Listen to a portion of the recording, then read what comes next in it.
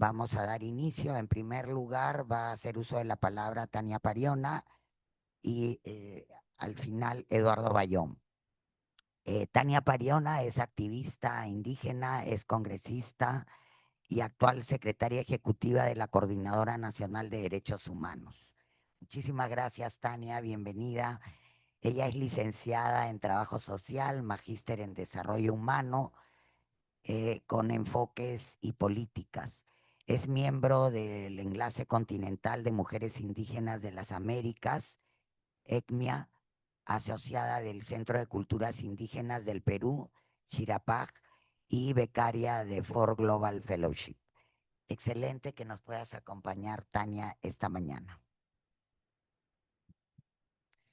Sumajpuncha Ocachum, Yapayayquichicpa, buenos días con todos y con todas. Gracias, Molvina, gracias a Desco por este espacio, esta oportunidad de diálogo crítico respecto al contexto de nuestro país y específicamente sobre lo que se dio como mensaje a la nación. Eh, Creo que antes quiero señalar que estamos en contextos bastante complejos eh, por un lado, para lo que significan los derechos humanos en nuestro país, la propia institucionalidad del Estado. Siempre me estoy preguntando que estando a menos de un año de las elecciones, cuántos, quiénes, candidatos posibles que vayan a tomar estos cargos importantes como el de la presidencia y otros órganos de poder, qué institucionalidad es la que van a gobernar, porque la que están dejando realmente es devastadora y por todo lo que ha venido ocurriendo. Bien, no vamos a hablar 4 horas. Yo quiero tomarme algunos minutos para compartir algunas impresiones que reúnen un poco desde, en todo caso, una perspectiva de derechos humanos, pero también mi condición, en todo caso, como ciudadana indígena y que ve al país también con ojos de una necesidad de interculturalizarla bastante, porque en este tiempo también ha habido un retroceso enorme en cómo nos vemos como país y qué país queremos ah, lograr, tener, construir.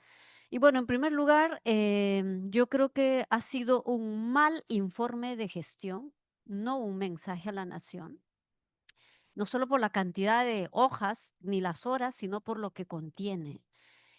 No se han dado las grandes líneas de gobierno y más bien se ha demostrado una absoluta dependencia de poderes fácticos, diríamos, de las Fuerzas Armadas, los poderes también económicos, y esta dependencia ha ido acompañando desde que la señora Boluarte ha ido, digamos, asumiendo su rol como presidenta.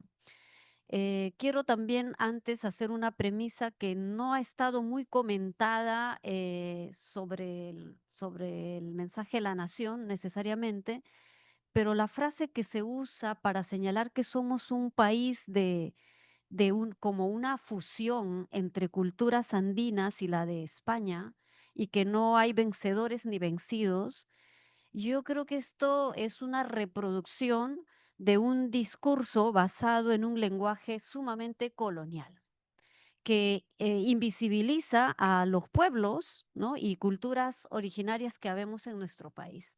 Justamente ese es el argumento que se ha ido arrastrando por décadas en nuestro país, negando derechos colectivos de los pueblos indígenas, como a la propia autoidentificación, derechos territoriales, el derecho a ejercer la libre determinación como pueblos. Y basta mirar cómo se han dado, por ejemplo, los procesos de autonomía indígena en el pueblo Aguajún, y entonces seguir señalando que somos esta fusión, que somos una república y que le hace añoranza y palmas a un legado del cual más bien ha marcado una desigualdad profunda entre las diversidades culturales que habemos. A mí me parece que es una malísima lectura del país que somos, del país que hemos en estos tiempos incluso construido desde la visibilidad propia de los pueblos indígenas. Entonces, con este discurso o pretexto de unidad nacional, nosotros creemos que hay una intención clara de instalar este discurso de no respeto a las diferencias y, y de las cosmovisiones indígenas, ¿verdad? Pensando que somos una cultura hoy homogénea, ¿no? Eh, plana, y cuando no es así, no somos eso, ¿verdad? Y bueno, eso en todo caso como entrada en mi condición indígena, parte de un pueblo, parte del movimiento indígena también en el Perú, y creo que ahí hay un grave retroceso de cómo se concibe el Perú, incluso como república, ¿no? Porque parece un discurso basado solamente desde cuando somos república y no reconocemos todos los otros rasgos importantes que el Perú del que decimos profundo lo es. Un segundo elemento clave que se refiere en la primera parte del discurso, yo creo que ha sido una dedicación básicamente a defender su cargo como presidenta. Hizo una interpretación, diríamos, muy parcial, muy sesgada del 7 de diciembre, desconociendo incluso su origen político, su pertenencia al partido Perú Libre, que fue el partido con el cual ingresó, y pues no tuvo tampoco ninguna mínima empatía ni reconocimiento de responsabilidades de su gobierno respecto a las 50 muertes, resultado de las represiones policiales y militares en contexto de las protestas del 2022 y 2023. Eso para nosotros sí ha sido, digamos, no solo como un golpe hacia la memoria y a la posibilidad de justicia en este país, que cada vez se ha ido consolidando más bien la impunidad desde la aprobación de un conjunto de leyes, como la última posiblemente a promulgarse la ley de amnistía para miembros de las Fuerzas Armadas, militares y miembros de los comités de autodefensa. Entonces, no siquiera mencionarlos como sujetos con derecho a justicia se ha justificado diríamos, una violación a los derechos humanos. Para ella estuvo bien lo que hizo en nombre de la defensa de la institucionalidad del Estado. Y dijo claramente que le tocaba defender la institucionalidad y el Estado de Derecho. O sea, para ella fue correcto mandar a reprimir a los ciudadanos usando armas, y que resultado de ello 50 ciudadanos hoy no significan nada, no tienen derecho. La verdad que eso para las víctimas no solo es una revictimización constante, sino la negación absoluta de que en este país los derechos humanos son vigentes y hay que reconocerlos, respetarlos. Pero este lenguaje de cero autocrítica y mucha arrogancia, pues también intenta más o menos decir que fue una salvadora del país de un estado, ¿no? de crisis, de violencia latente, y la verdad es que no es nada más erróneo ni cercano a la realidad que muchos de los peruanos hemos vivido en este tiempo. En materia económica, no es nuestra especialidad, pero creo que hay que señalar que en nuestro país claramente no ha habido un solo esfuerzo siquiera por apuntalar al cumplimiento de los objetivos de desarrollo sostenible 2030 a manera de balance siquiera. Y estos objetivos de los cuales nuestro país es parte, ¿no? No solo de acuerdos, sino de un conjunto de programas y de políticas, particularmente en el campo de la salud, la educación, la vivienda, la calidad de vida, el empleo. Creo que ahí no ha habido una lectura necesariamente, en todo caso, coherente respecto a lo que significa el desarrollo económico y cómo esto se transforma también en bienestar social de la población.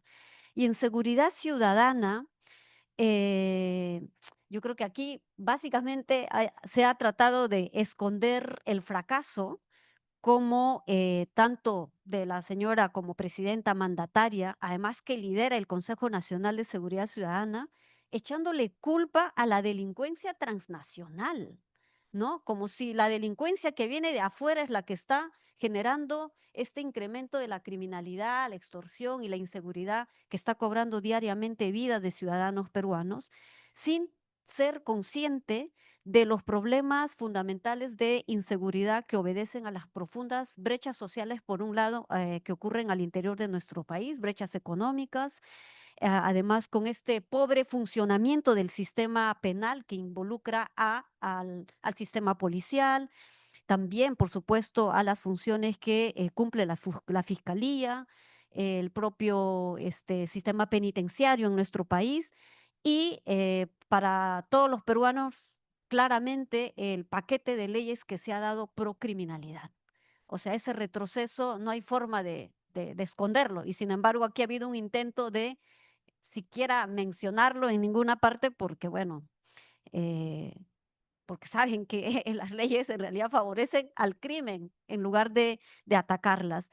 Entonces, esta omisión eh, a una radiografía mucho más clara, más integral sobre la situación de inseguridad, eh, que además incluye un conjunto de actores y los problemas y los retos para el futuro, pues demuestran esta incapacidad que ha habido de parte del Estado en enfrentar un problema latente que nos está colocando en niveles no solo de incompetencia, sino también de que la población finalmente valore arriesgar cualquier cosa con tal de tener seguridad, ¿no? Y eso es un riesgo enorme, además mirando países como en Centroamérica, El Salvador, Honduras, Guatemala y con tal más claramente tal vez El Salvador, de ciudadanos que por décadas querían seguridad, no importa a costa de lo que fuera, aún así sean los derechos elementales, así sean derechos de ciudadanía y con tal de tener seguridad. Hoy la población peruana exige, por supuesto, seguridad y que su vida no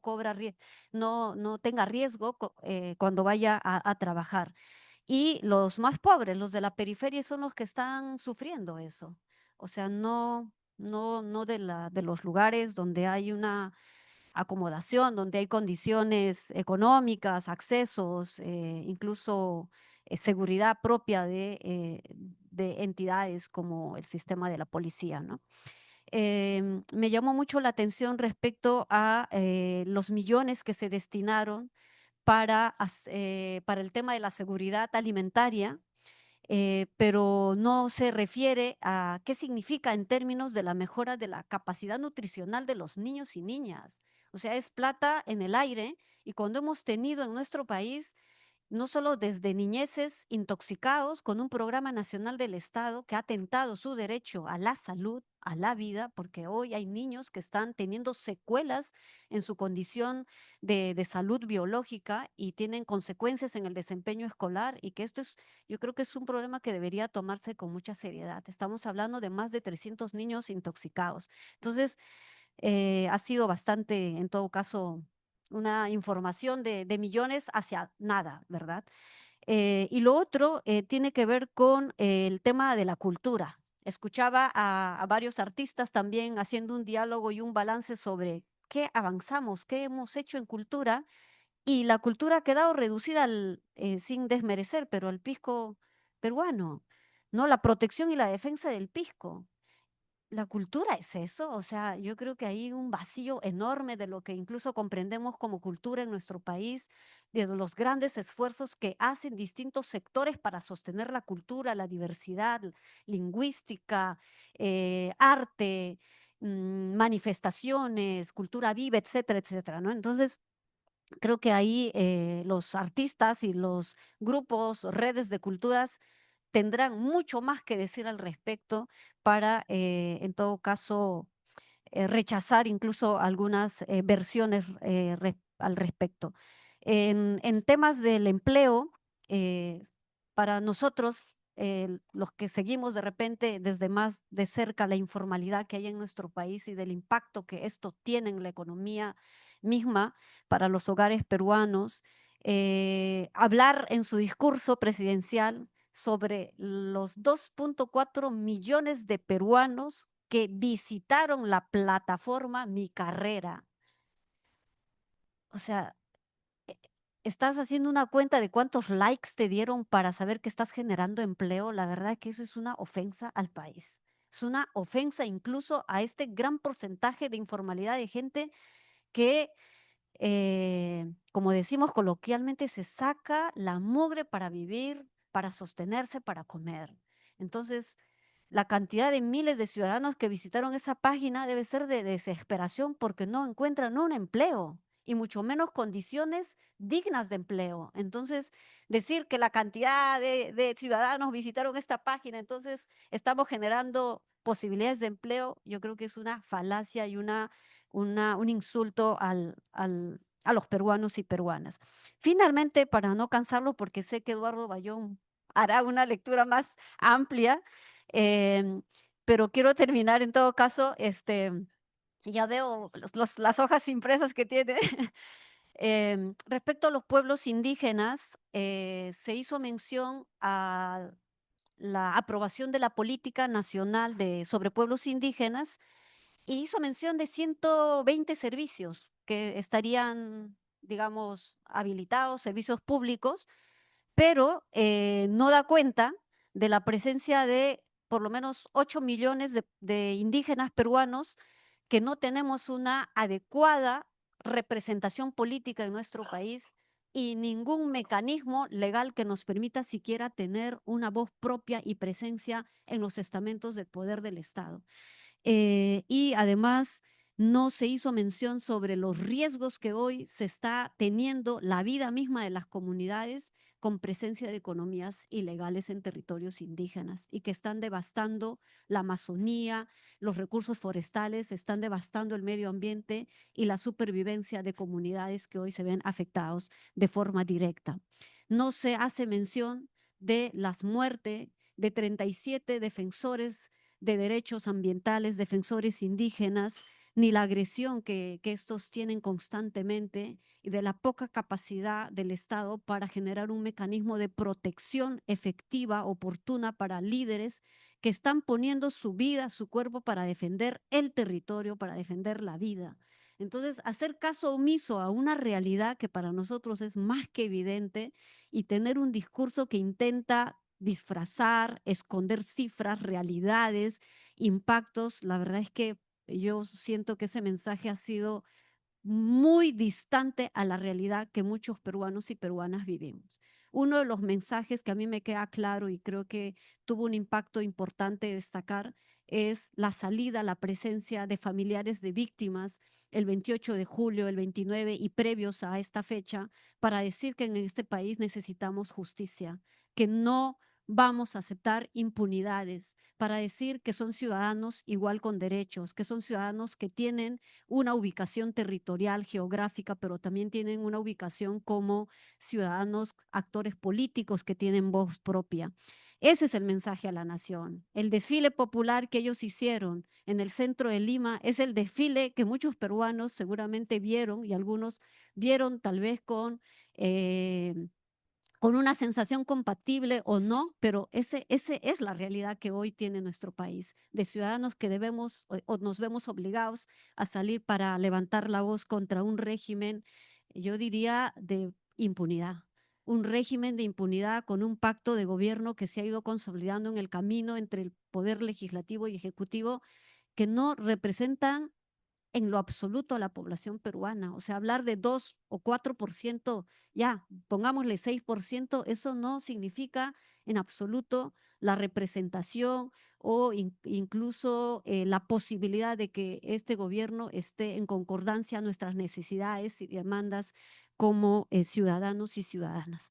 Eso en todo caso para a manera de empezar el diálogo, seguramente habrá una conversación de ida y vuelta, pero son algunas de las impresiones que yo alcanzaría y como coordinadora nacional de derechos humanos, por supuesto, tenemos varias y largas preocupaciones porque en este tiempo somos los actores directos hoy atacados por defender derechos humanos, por defender a las víctimas, por hacer defensa legal contra violaciones cometidas por el Estado mismo. Y hoy somos los blancos de la prensa mediática, de grupos conservadores, de parlamentarios que intentan acallarnos, estigmatizarnos y ponernos en portadas, desvirtuando nuestro trabajo y desvirtuando incluso las normas internacionales y leyes nacionales vigentes en nuestro país. Bueno, muchas gracias.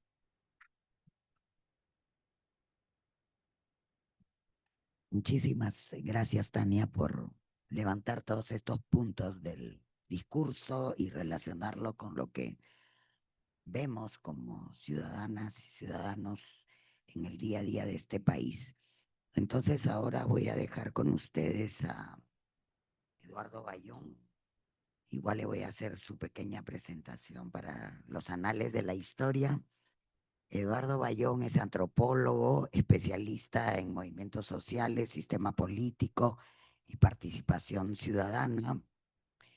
Ha estado en los últimos años monitoreando y analizando las reformas institucionales en los países andinos. Él ha sido presidente de DESCO y ha sido también presidente de la Asociación Latinoamericana de Organizaciones de Promoción ALOP, otrora nuestra red internacional. También fue presidente y director ejecutivo del Grupo Propuesta Ciudadana y tuvo su paso por el Viceministerio de Desarrollo Social del MIM y también fue secretario técnico de la Asamblea Nacional de Gobiernos Regionales.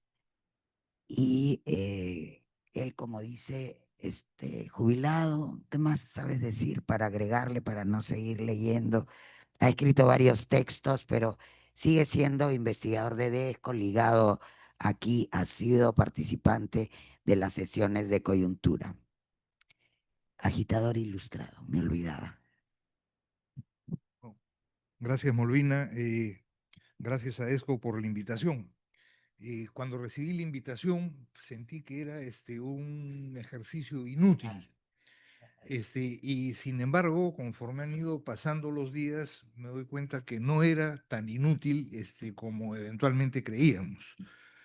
Como es obvio, el rollo de Boluarte fue una tortura más al país, digamos, un discurso sin ideas, repetitivo y con la misma lógica exacerbada en esta ocasión de sus discursos anteriores, lo que habla con absoluta claridad de su falta de inteligencia e imaginación, pero habla también de la miseria de sus asesores y ministros en las tres ocasiones. El 2023 fueron 72 páginas y un rollo que duró 3 horas, 8 minutos. El 2024, 79 páginas en 5 horas.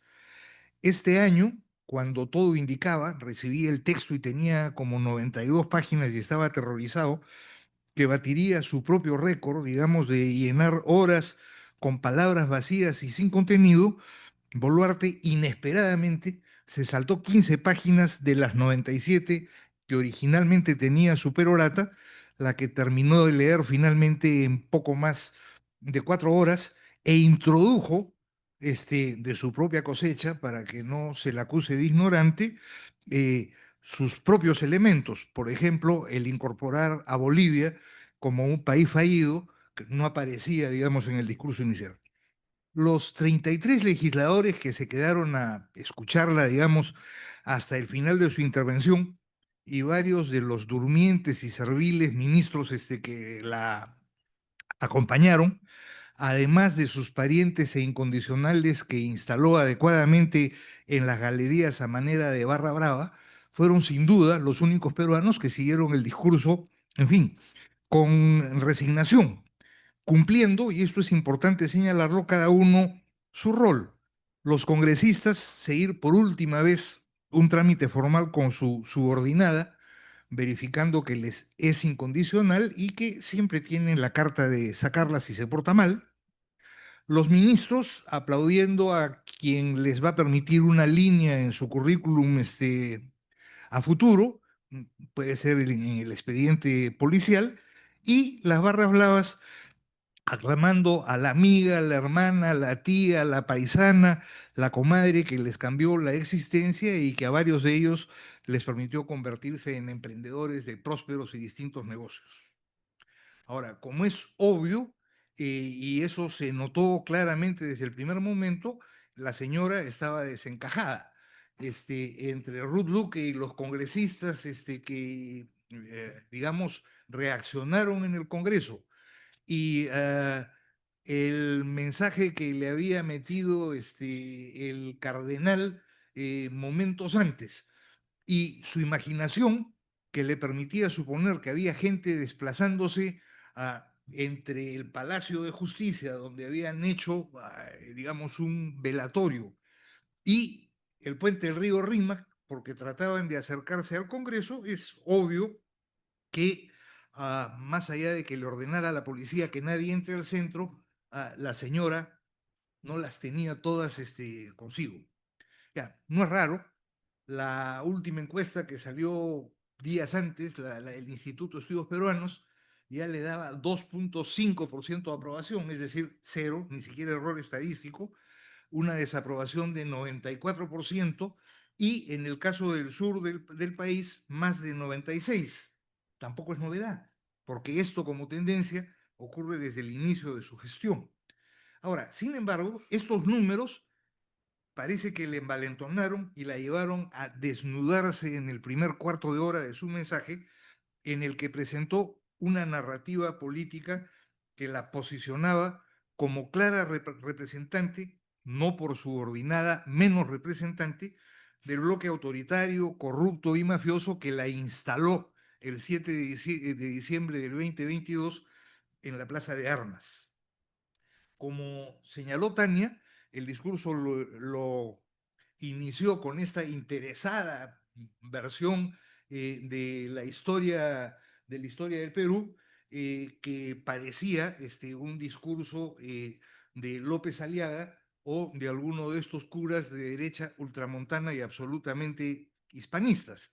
Sin duda, estos, que son pocos, pero más de los que quisiéramos, se sintieron claramente representados con esa mirada, y con ellos se llaman historiadores, algunos de los más rancios y tradicionales, que se veían recogidos en ese argumento.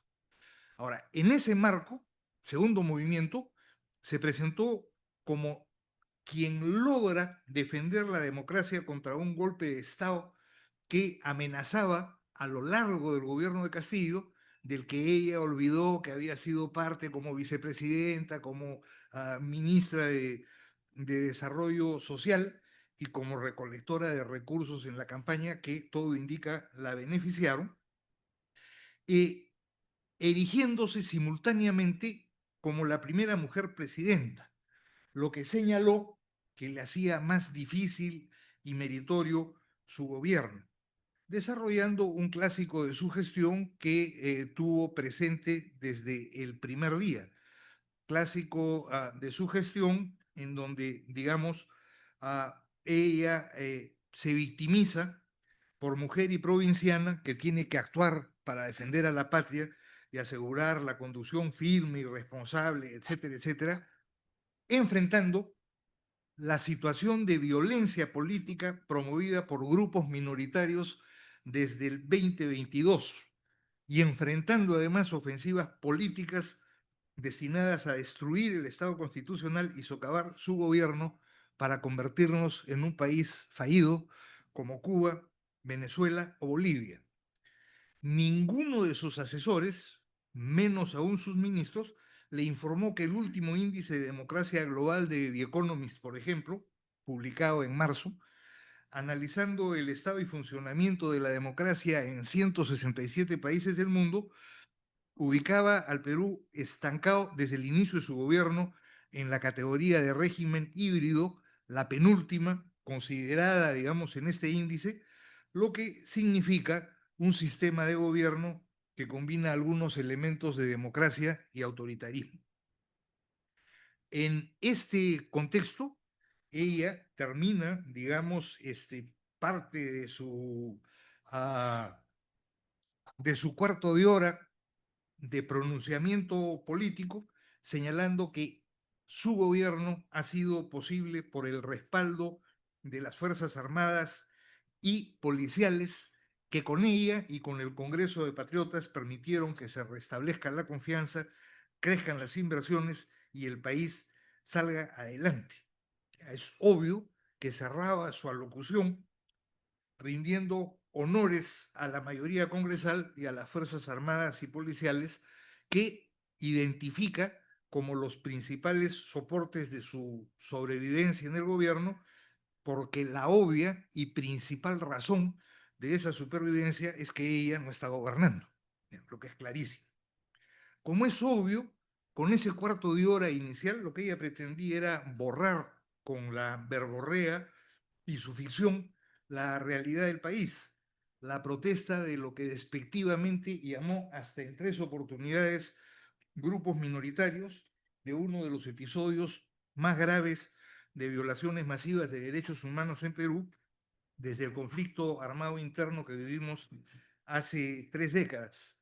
Solo entre diciembre del 2022, recordemos, y marzo del 2023, 50 personas y un policía perdieron la vida y más de 1.400 resultaron gravemente heridas durante estas protestas en las que desde temprano fue clarísimo que los mandos policiales dieron órdenes con consecuencias letales, los mandos militares causaron disparos contra personas indefensas, claramente en Ayacucho, por lo menos, y Boluarte dio las órdenes y tuvo la oportunidad de detener las muertes y no lo hizo, ascendiendo inmediatamente después a funcionarios, Otárola, por ejemplo, que habían tenido roles claves durante el desarrollo de las operaciones. Ni los ministros ni los congresistas hicieron rendir cuentas a policías y militares y a pesar de algunos avances, vamos a ser generosos, la Fiscalía no ha investigado a fondo la cadena de mando. Por lo demás, es evidente que el desprecio por las víctimas y sus familiares se hizo evidente a lo largo de las 97 páginas del discurso. No aparecen ninguna vez palabras como víctimas, lamento, condolencia o dolor en el contexto de las protestas. Sobre esa base, las 4 horas siguientes del discurso fueron más de un autobombo imposible de tragar, lleno de mentiras, medias verdades, números tramposos, apropiación de proyectos ajenos y resultados de terceros, así como grandes silencios que son los más importantes. Entre las mentiras más groseras, simplemente 2. Sostuvo que es blanco permanente de cuestionamientos, críticas y amenazas de vacancia, no por hechos objetivos, sino por razones políticas.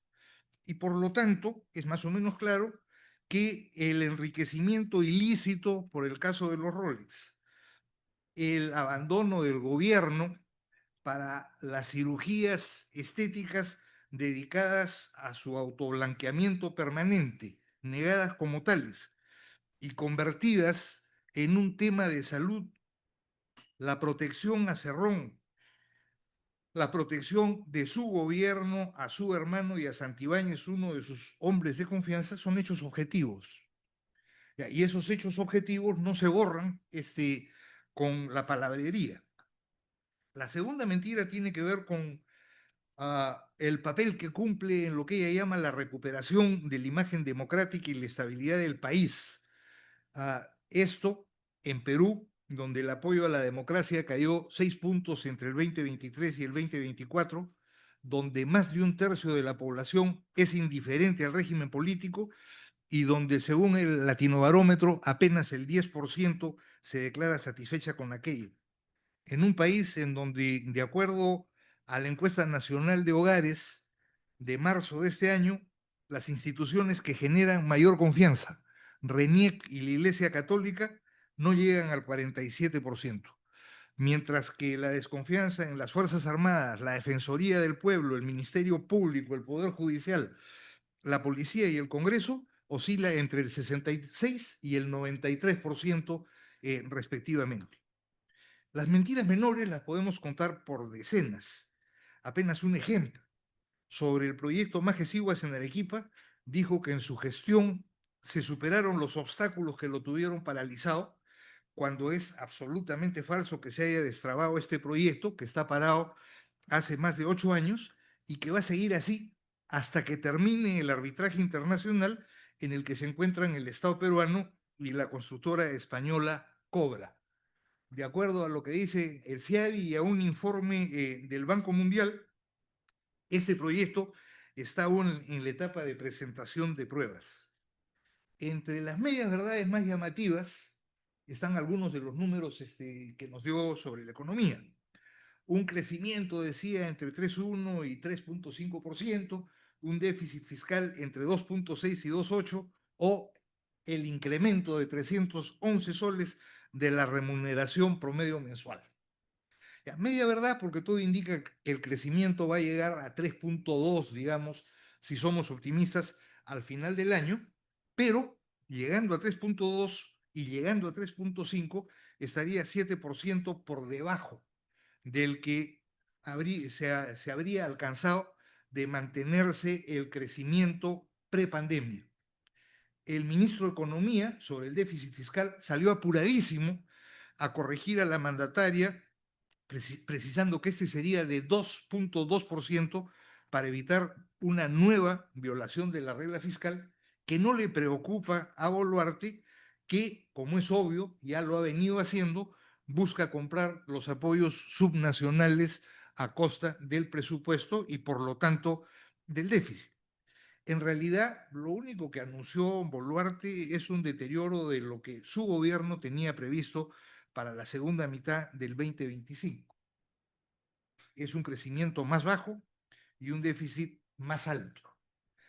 Y en lo que se refiere al incremento salarial, se olvidó de decir que se trata de un dato nominal. Esos 311 soles no reflejan el poder adquisitivo. Si nosotros descontamos la inflación, el salario real solo ha crecido 1% respecto al nivel prepandemia, lo que significa que en términos de poder de compra, los sueldos están estancados. Por lo demás, es clarísimo que si bien el promedio aumenta, no todos ganan más. Los trabajadores formales vieron mejoras, pero los informales, más del 70% del país, vieron ingresos que crecieron bastante menos que la inflación. Y, como es obvio, muchos no sienten mejoras reales y aún más de 9,3 millones de personas se encuentran en la categoría de pobreza monetaria, según el INEGI. Los números tramposos abundaron en el discurso. Apenas algunos ejemplos. Afirmó que el 2024, 32,8% de estudiantes del cuarto de primaria entiende lo que lee frente a 28,1% del año anterior. Se equivocó. El 2023 era 33% al porcentaje de estudiantes que había alcanzado, según el propio Ministerio de Educación, un nivel satisfactorio de lectura. Con lo que en realidad entre el 2023 y el 2024 hemos retrocedido 0,2%. Sostuvo que en materia de seguridad se incorporaron 21,000 nuevos efectivos, se incorporarán 21,000 nuevos efectivos al final de su mandato, pero se olvidó que de acuerdo a la Dirección de Recursos Humanos de la Policía Nacional, entre el 2023 y lo que va del 2025, es decir, durante su mandato, han pasado ya al retiro, por distintos motivos, alrededor de 10,000 uniformados, 26% de los cuales lo hicieron por medidas disciplinarias. Se inventó 1,000,000 de operativos el 2024, desarticulando más de 13,000 bandas que se suman al mismo número de operativos y otras 14,000 bandas este año. De ser así, según los especialistas, por una vez en la vida le voy a creer a Carlos Basombrío, solo el 2024 el número de presos debió haber aumentado en 50,000 y este año otro tanto. ¿Cierto? La apropiación de proyectos y méritos de terceros abundó en el discurso. El ejemplo más notorio fue el irrogarse, el haber generado el crecimiento de las reservas de 71,800 millones de dólares a 87,130 millones de dólares.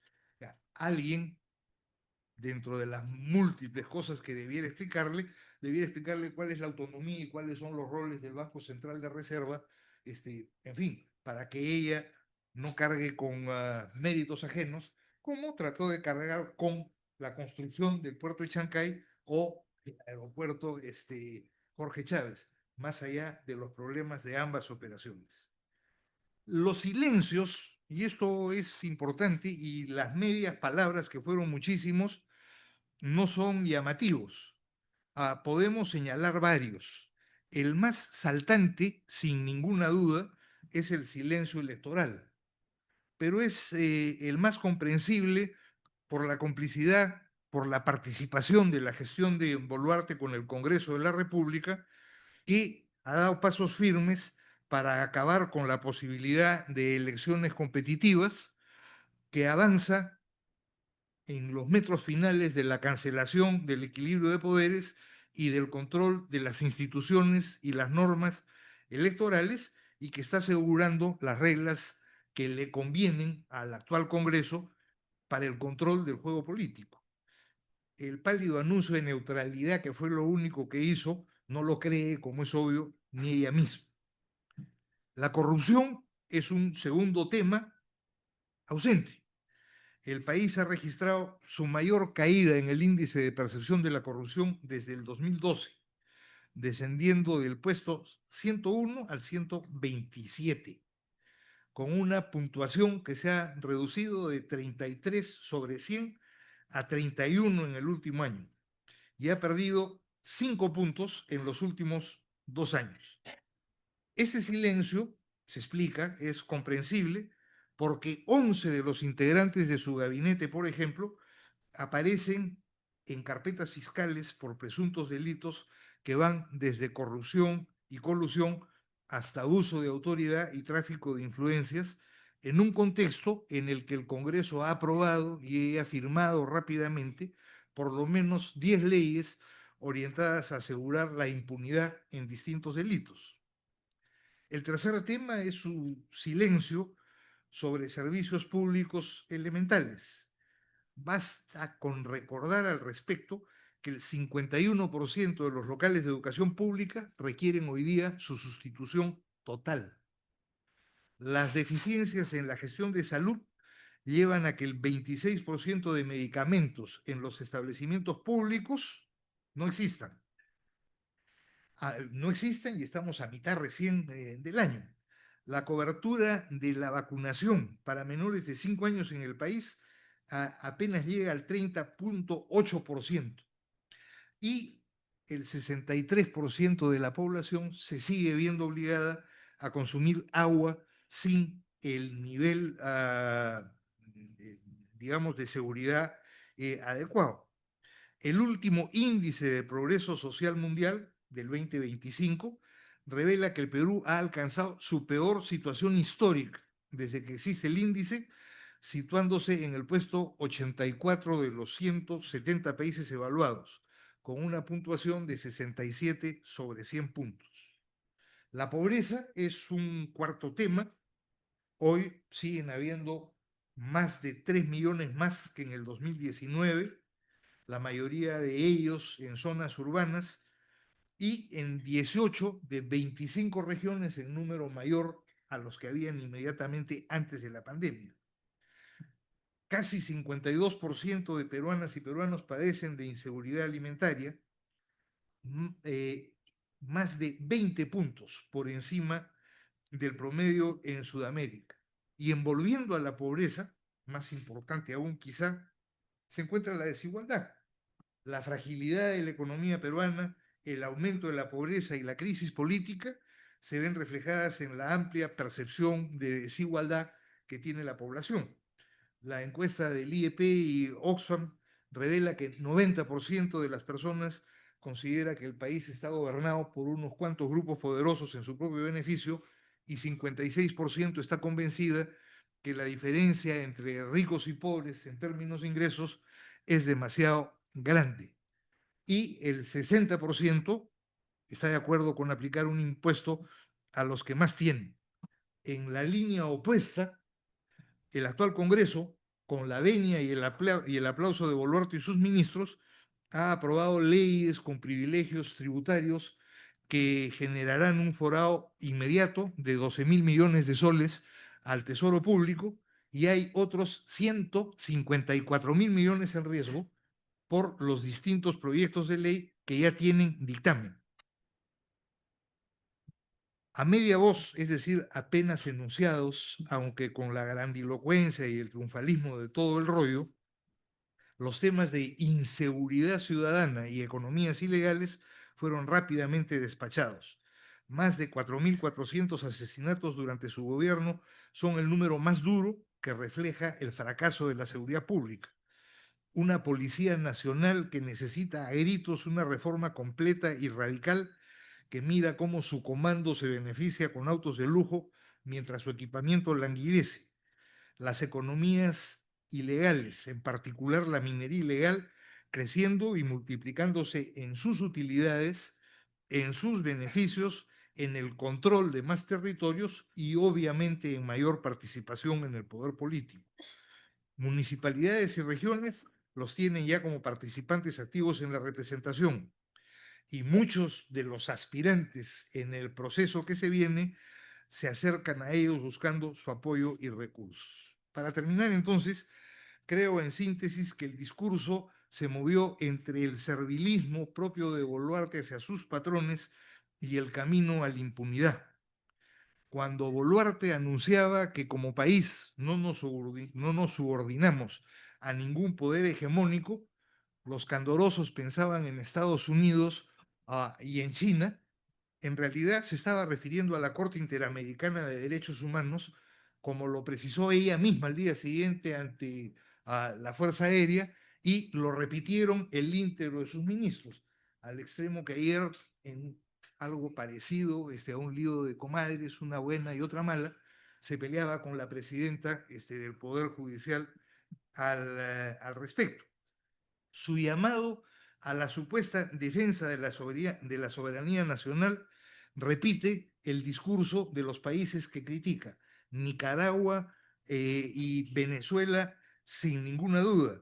Su mutismo frente al proceso electoral es parte de su complicidad con la agenda congresal y parte de su afán por mostrarse funcional al programa de la alianza parlamentaria que la sostiene en el gobierno y que ella cree puede garantizar la impunidad después de julio del 2026.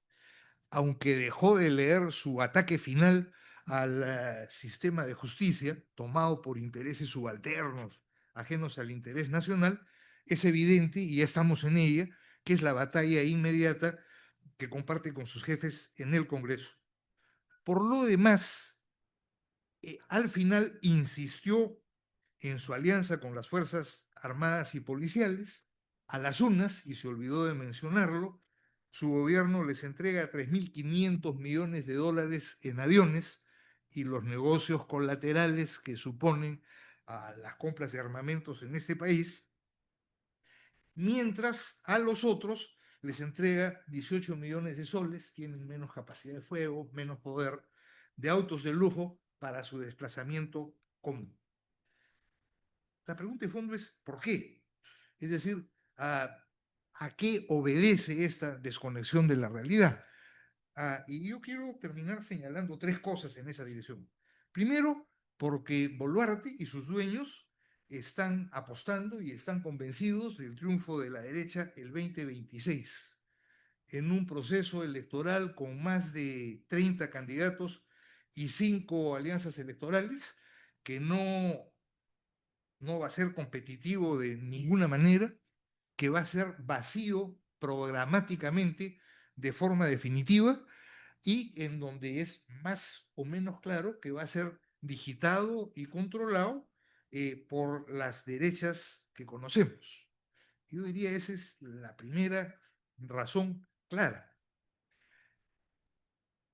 Pie de página esta primera razón, si miramos lo que ha ocurrido antes del 2 de agosto, y me guío por la desazón que uno encuentra en las redes, no necesariamente en la calle, en las redes sí, la angustia, etcétera, etcétera, es más o menos claro que todos están jugando para esas derechas, ¿no es cierto? Y eso hay que decirlo, me da la impresión con claridad.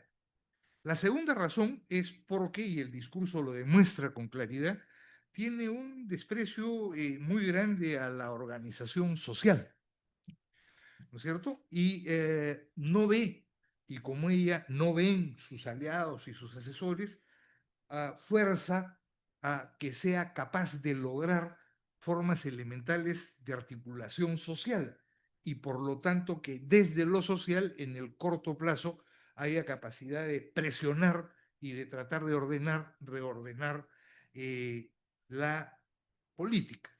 Y la tercera razón es porque siente que está respondiendo a las exigencias de los grupos empresariales, en donde si bien algunos de ellos se sienten incómodos, van recibiendo su parte de la torta, como la han recibido los agroexportadores, están en cartera los temas de pesquería y la ley MAPE. Y termino diciendo quiénes aplaudieron a la señora con entusiasmo en los medios y en los periódicos. Ernesto Álvarez, expresidente del Tribunal Constitucional. Aldo Mariátegui, que sacó una columna, no estuvo mal el discurso. José Barba, que expresó su pleno acuerdo con el mismo, y Felipe James, presidente de la Sociedad Nacional de Industrias, que reconoció que caminamos, ojalá, hacia la recuperación económica, pero que se puede hacer mejor. Entonces es obvio que la señora tenía una idea, si no ella, quienes le armaron el discurso, de hacia dónde orientarlo, y me da la impresión, no lo deseo, pero me da la impresión que ella se siente relativamente segura después del 28 de julio del 2026. Gracias.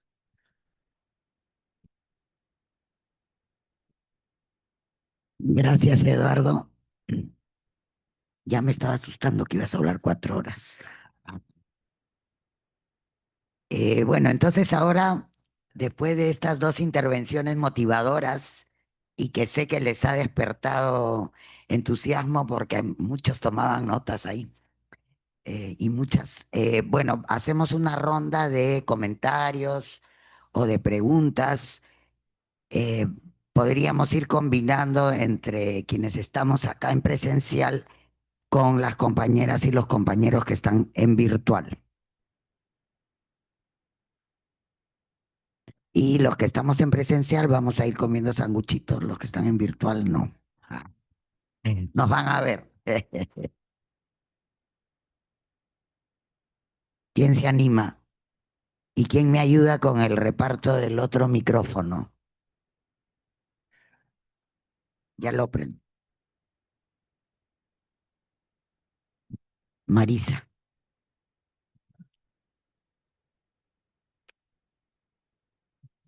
Hola, primero quería felicitar a Desco por sus 60 años, con todo cariño.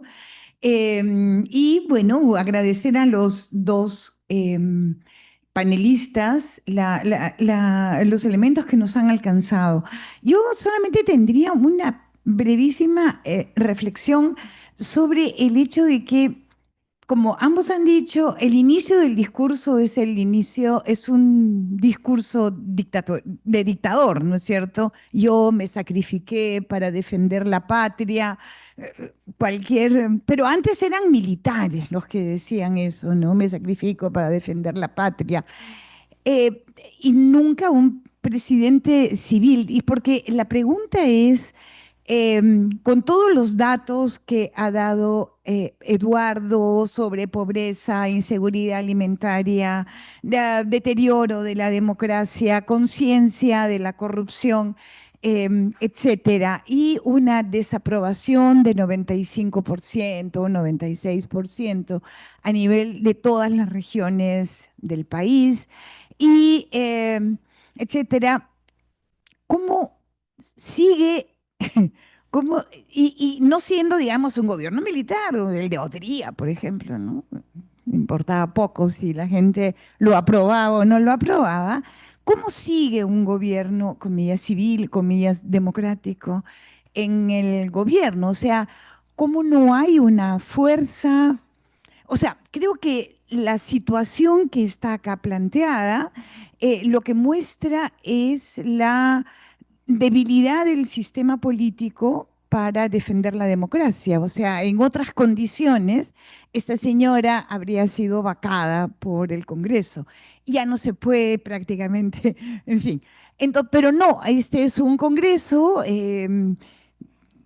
digamos, que expresa también esta situación de los partidos políticos, de las organizaciones políticas, para no llamarlos partidos, ¿no? Que se alían entre ellos para intereses pequeños, todo el mundo aprovechando la coyuntura que tienen para comer un poquito más y entregar el gobierno y fugar, supongo, en 2026. Entonces, creo que es no solamente, o sea, el discurso lo que expresa, creo, es que esta señora se puede parar encima de una situación en la que se siente segura a pesar de que toda la ciudadanía esté en contra, porque no tenemos un sistema político capaz de defender la democracia.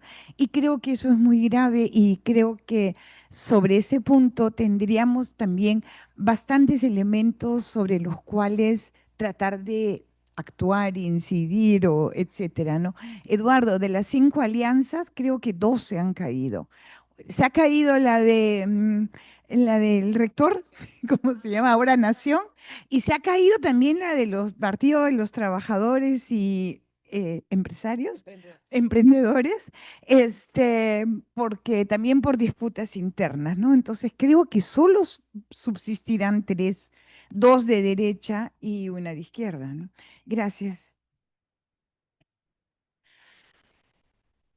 Ay, perdón.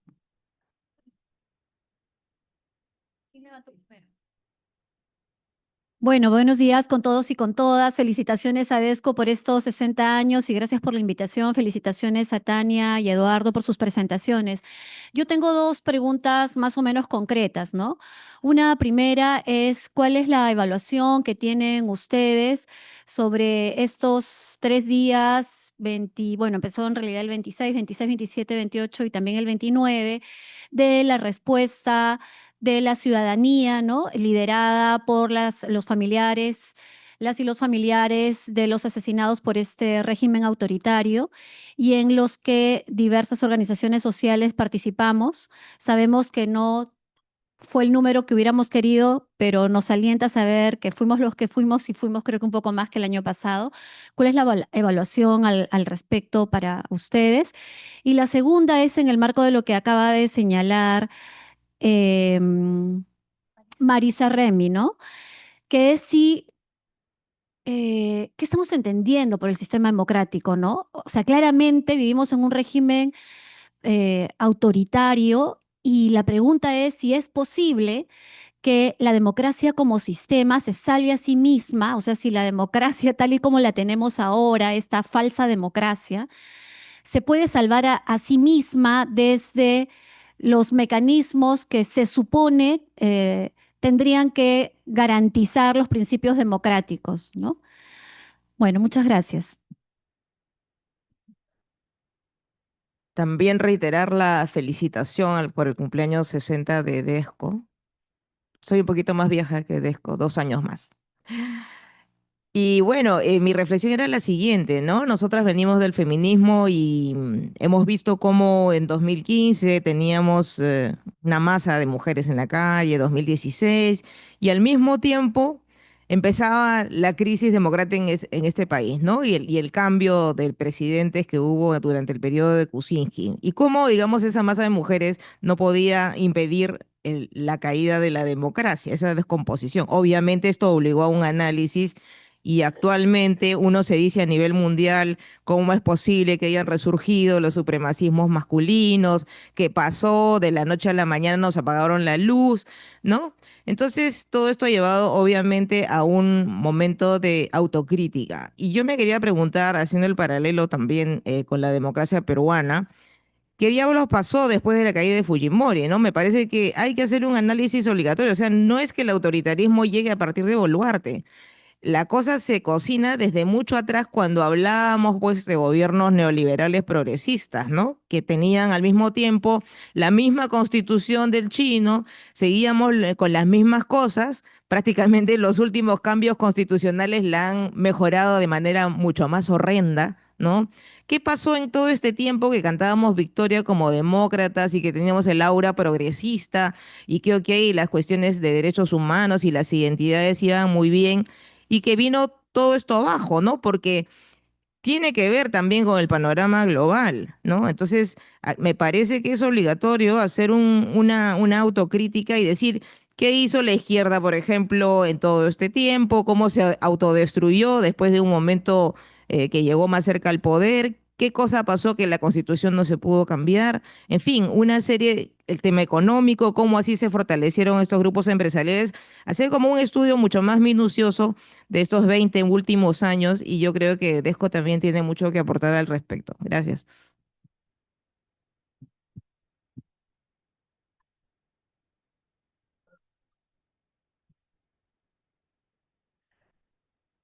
Bueno, gracias por la invitación a Desco y felicitaciones por los 60 años.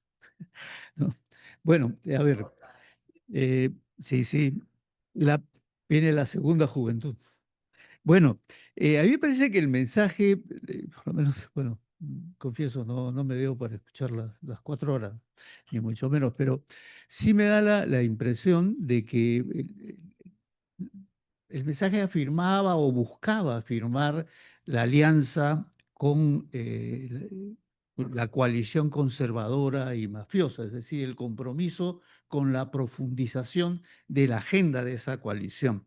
Pero creo que fue un poco más allá. Yo creo que trató de ofrecer una especie de plataforma que permitiera que las fuerzas que han venido construyendo y sustentando este régimen pudieran tener un discurso de continuidad de algunos elementos que están planteados, pero que al mismo tiempo era como una especie de, bueno, estos son los éxitos, estos son los ejes que les propongo, pero también un compromiso de involucramiento directo en la propia dinámica del proceso electoral, el salvataje de la democracia, el enfrentar al detener el comunismo y la amenaza terrorista, el éxito económico, las obras de infraestructura, la continuidad del orden del modelo extractivista neoliberal, creo que intenta buscar y generar una lógica en la cual las propuestas que provengan desde la extrema derecha tengan o reflejen esto.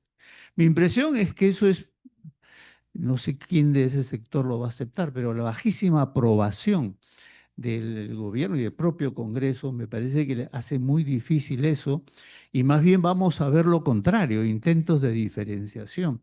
Lo que está haciendo Renovación Popular es eso, está buscando, incluso en el discurso que armaron para la lista alternativa frente a la mesa, era parte de eso, o sea, nosotros queremos, no somos el oficialismo es el fujimorismo, es Alianza para el Progreso.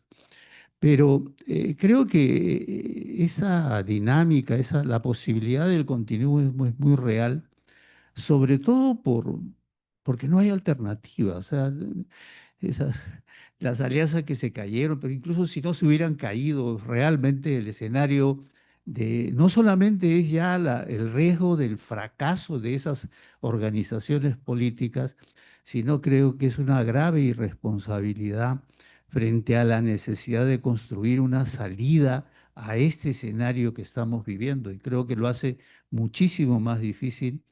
Y bueno, no quiero pecar de ser tan pesimista, pero creo que tenemos que prepararnos para 5 años de algo muy parecido a lo que estamos viviendo ahora, ¿no? Gracias. Sí. Bueno, en primer lugar, muchas felicitaciones a Desco por los 60 años. No se cumplen todos los días y no se vuelven a cumplir tampoco, menos mal. Y quería, bueno, agradecer también los comentarios y más bien plantearme uno. Bueno, entonces, y regresar y plantearme, a ver, no sé si es una pregunta o una reflexión, pero lo que me pregunto es si nos estamos haciendo las preguntas, si estamos sacando los análisis apropiados. Todos sabíamos que el discurso iba a ser un desastre. O sea, no había ninguna duda de que no iba a decir nada, ¿no? Y que se iba a presentar una víctima. Digamos así, el discurso es la crónica de una muerte anunciada. Sabíamos lo que iba a decir, todos lo sabíamos. Entonces, la pregunta es, ¿por qué son tan brutos? O sea, ¿por qué habiendo hecho dos discursos catastróficos y estúpidos los años anteriores, a alguien no se le ocurrió hacer algo mejor, inclusive para su propio beneficio? Entonces, yo la pregunta que me hago es, ¿son realmente tan brutos o hay una inteligencia mayor detrás? Y esa pregunta tiene que ver con todo lo que está pasando. No se la aplico a ellos, nos la aplico a nosotros. Digamos, ¿qué sociedad estamos investigando y qué sociedad estamos describiendo? Entonces, y traigo a discusión el trabajo de Piketty sobre el capitalismo del siglo XXI, ¿no? Donde muestra que en algún momento, entre comillas, la humanidad occidental pensó que se podía controlar el capitalismo, ¿no? Y que este espacio podía hacer y generar políticas y estados que controlen el interés por la ganancia y el beneficio y hagan que esto sea redistributivo. Y lo que nos dice el libro, para horror de los que lo creemos que lo entendemos, es que ese escenario ya fue, como dicen los chicos, o como decían los chicos de antes, pues los chicos de ahora quién sabe qué piensan, ¿no? Entonces, y que en realidad ahora el espacio está completamente desbordado. Entonces nosotros creemos que podemos controlar una realidad que es en realidad incontrolable. ¿Ya? Entonces, y la complejidad de esta realidad me lleva a mí a pensar, por ejemplo, que para poder aspirar a un control tiene que ser mucho más inteligente de lo que es el promedio de la población y obviamente peor el promedio de nuestros políticos, ¿no? Entonces, que hay un problema de inteligencia. Entonces, en realidad, si tú quieres gobernar una sociedad ingobernable, necesitas más capacidad. Y eso es una cosa que está en déficit, ¿no? Y está en déficit desde antes, ¿no? Y no es solamente un tema de Boluarte, o sea, es un tema anterior. Y entonces, si uno empieza a preocuparse de que, vamos a decir así, ¿realmente derrotamos en algún momento al fujimorismo? ¿O en realidad, digamos así, perdieron el control directo inmediato, pero digamos, insertaron, ¿no?, una nueva forma de hacer política y pensar la política que bandea en la sociedad y de la que todos somos víctimas, ¿no? Entonces, esta nueva forma política, entonces, ¿qué significa? A ver, entonces mi pregunta en concreto, para no dar más vueltas, es, ¿quién controla qué? O sea, ¿quién está? ¿Realmente hay poderes fácticos que están manejando Boluarte o Boluarte es solamente un barquito de papel en medio de las olas y las olas es lo que da la gana? ¿Ya? Más o menos.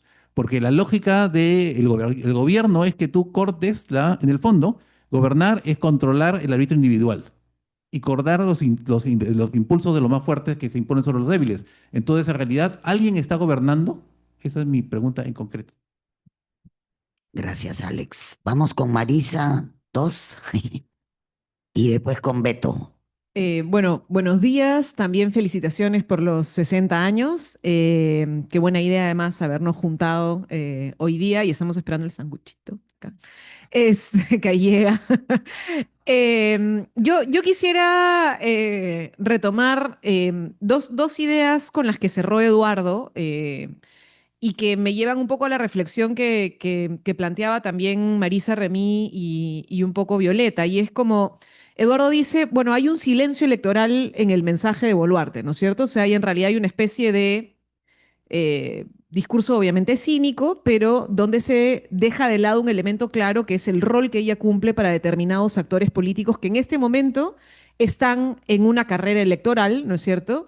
Que está además buscando, como dice Eduardo, que las distintas instituciones y actores finalmente todos jueguen para la derecha, ¿no es cierto? O las derechas en el país, ¿no? Entonces, eso por un lado, y por otro lado, otra cosa que él decía, finalmente ella en este discurso termina dando cuenta de qué cosa está repartiendo a cada uno, ¿no? De los que finalmente sostienen este régimen. No sé si gobiernan, ahí Alex quizá también tiene un punto de fondo, pero de que hay gente que se beneficia, ¿no es cierto? Y está clara quiénes son y hacia dónde va ese beneficio, ¿no?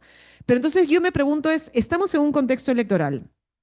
Hay quienes sostienen a esta señora y que evidentemente ella en este discurso ha intentado decir, yo soy útil, ¿no? O sea, soy útil a este sector y soy útil a ustedes por distintas razones, pero al mismo tiempo la señora es un lastre, o sea, pesa 90 y pico % de desaprobación, ¿no es cierto? Y habrá intentos, como dice Javier, de librarse un poco de la señora, pero yo no sé cuán ciertos son esos intentos, o sea, siguen pareciendo simplemente gestos de vamos a deshacernos, pero al mismo tiempo son igual sostenimientos de la señora.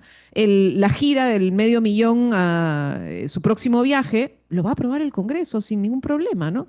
De hecho, ya lo aprobó, creo. Entonces, no hay realmente una oposición, ¿no es cierto?, a lo que la señora significa. Entonces, ¿cuánto realmente de esta utilidad que ella tiene para estos sectores puede significar eventualmente una carga en el escenario electoral que se viene, ¿no? O sea, ¿a dónde van a tirar la papa caliente? Creo que es una de las cosas que a mí me parece que habría que pensar en todo caso en este escenario para adelante, ¿no? Y luego ya será motivo de otra reflexión. Creo que habría que pensar un poco en esta pregunta que hace Alex de qué sociedad estamos pensando o estamos analizando. Esa sociedad se enfrenta a un proceso electoral que puede tener como resultado un resultado de aún mayor fragmentación y mayor descontento, ¿no? Porque tenemos unas normas electorales que van a hacer que podamos tener, ¿no es cierto?, partidos que eventualmente tengan alta votación en algunos territorios, pero que por las normas electorales no vayan a poder tener representación finalmente ni en el Senado ni en el Congreso. Entonces vamos a tener una distancia aún más grande, ¿no es cierto?, entre lo que supuestamente es el espacio de representación y la sociedad.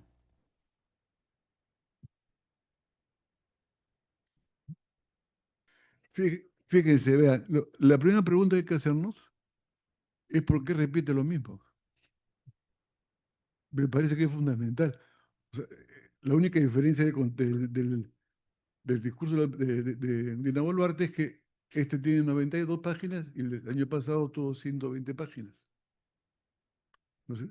Pero yo creo que lo más importante del discurso es el pacto que quiere hacer. ¿Por qué? Porque este año no pueden cerrar, pueden sacar al presidente y no sacar al Congreso. Y le está ofreciendo a la derecha todo su apoyo. La mención a Cuba, Venezuela, etcétera, etcétera, es eso. Y es un compromiso del último año. Y por lo tanto, ella se va a jugar por la derecha, abiertamente, ¿no es cierto?, en lo que falta terminar. El resto ya, francamente, son chistes cómicos, ¿no es cierto?, o sea, que me parece lo más sustantivo del discurso. Lo que demuestra además que los parlamentarios que estaban dentro del Congreso, escuchando, lo único que les queda es levantar papeles, cuestiones de protesta, y de ahí no salen.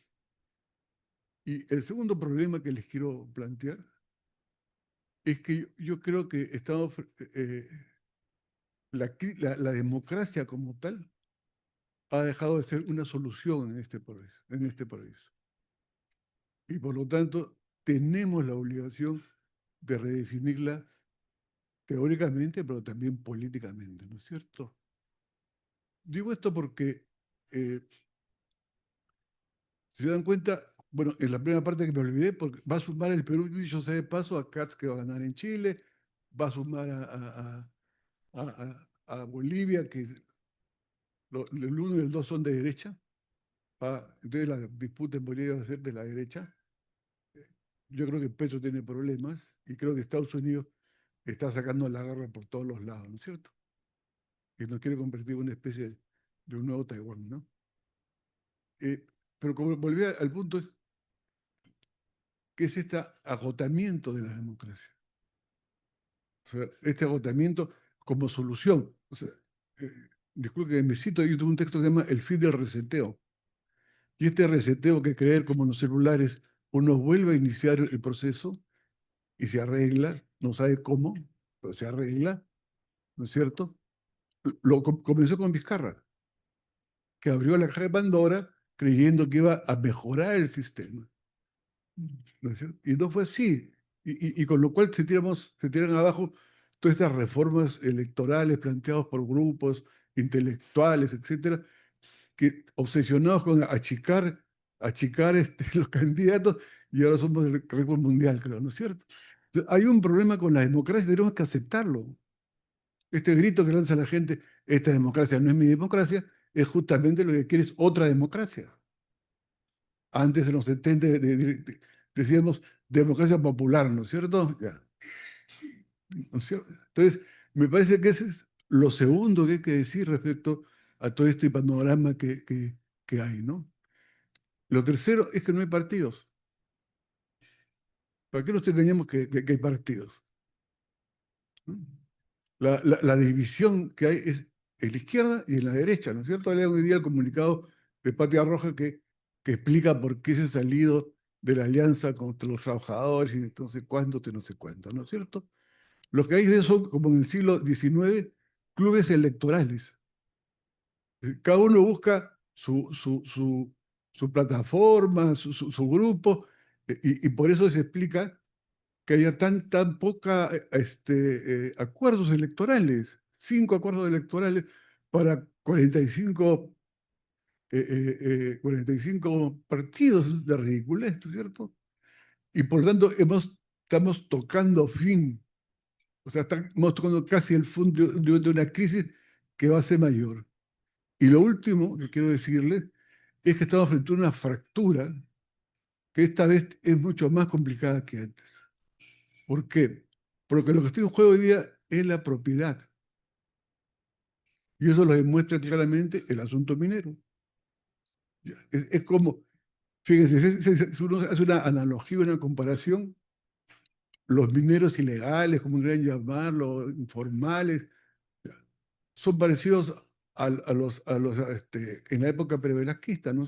Tú le das tu pedazo de tierra, cultívala, pero tú me das el trabajo, ¿no? Es un poco la dinámica de los mineros con los dueños de las concesiones. Si ustedes ven el mapa de las concesiones, es muy fácil ver, ¿no? Evidentemente tienen la mayoría de tierras, ¿cómo se dice? Cuando uno las separa, qué sé yo, ¿no es cierto? Y lo que están peleando es la tierra, la propiedad. La tierra. La tierra que es la propiedad. Y luchar por la propiedad, otra propiedad, es muy complicado. Por eso se reclama otra democracia. Muy complicado. Velasco lo hizo porque era pues entre comillas un dictador o sin comillas, tenía la fuerza. Y ahora la sociedad no tiene la fuerza para imponer una solución de esa naturaleza, ¿no? Entonces yo creo que lo que se viene justamente es una suerte de decadencia del país, de decadencia, de retroceso permanente, ¿no? Ayer no sé si ustedes leyeron el comunicado de un grupo que hacen el colectivo, las micros, porque están pidiendo que ellos sacaron un comunicado porque los que, 50 céntimos. claro, que piden 50 céntimos, ellos están subiendo el precio porque para pagar, y lo dicen además, para pagarle a los extorsionadores. Entonces ya francamente me parece una cosa surrealista, o sea, ya es casi cósmica, pero es verdad. Entonces estamos en un momento en el cual yo no digo que estamos tocando fondo, porque en fin, Shakespeare me podría corregir por eso, pero creo que vamos a tocar fondo. Un fondo que no necesariamente es el último fondo, pero cada vez más, por supuesto, disculpen que sea pesimista, pero y los últimos por algo se van pues 200.000, 300.000 fuera del país, ¿no es cierto? Eso no es nada gratuito. Yo creo que estamos entrando a un momento crucial sin ninguna capacidad de fuerza. Me refiero a la izquierda. Muchas gracias. Gracias, Beto. Entonces, no tengo manos levantadas en la tea Zoom. Aquí nomás. Gustavo. Adelante, Gustavo. Y con él cerramos para darles pase a... Tú también, Alfredo. Bueno. Muchas gracias.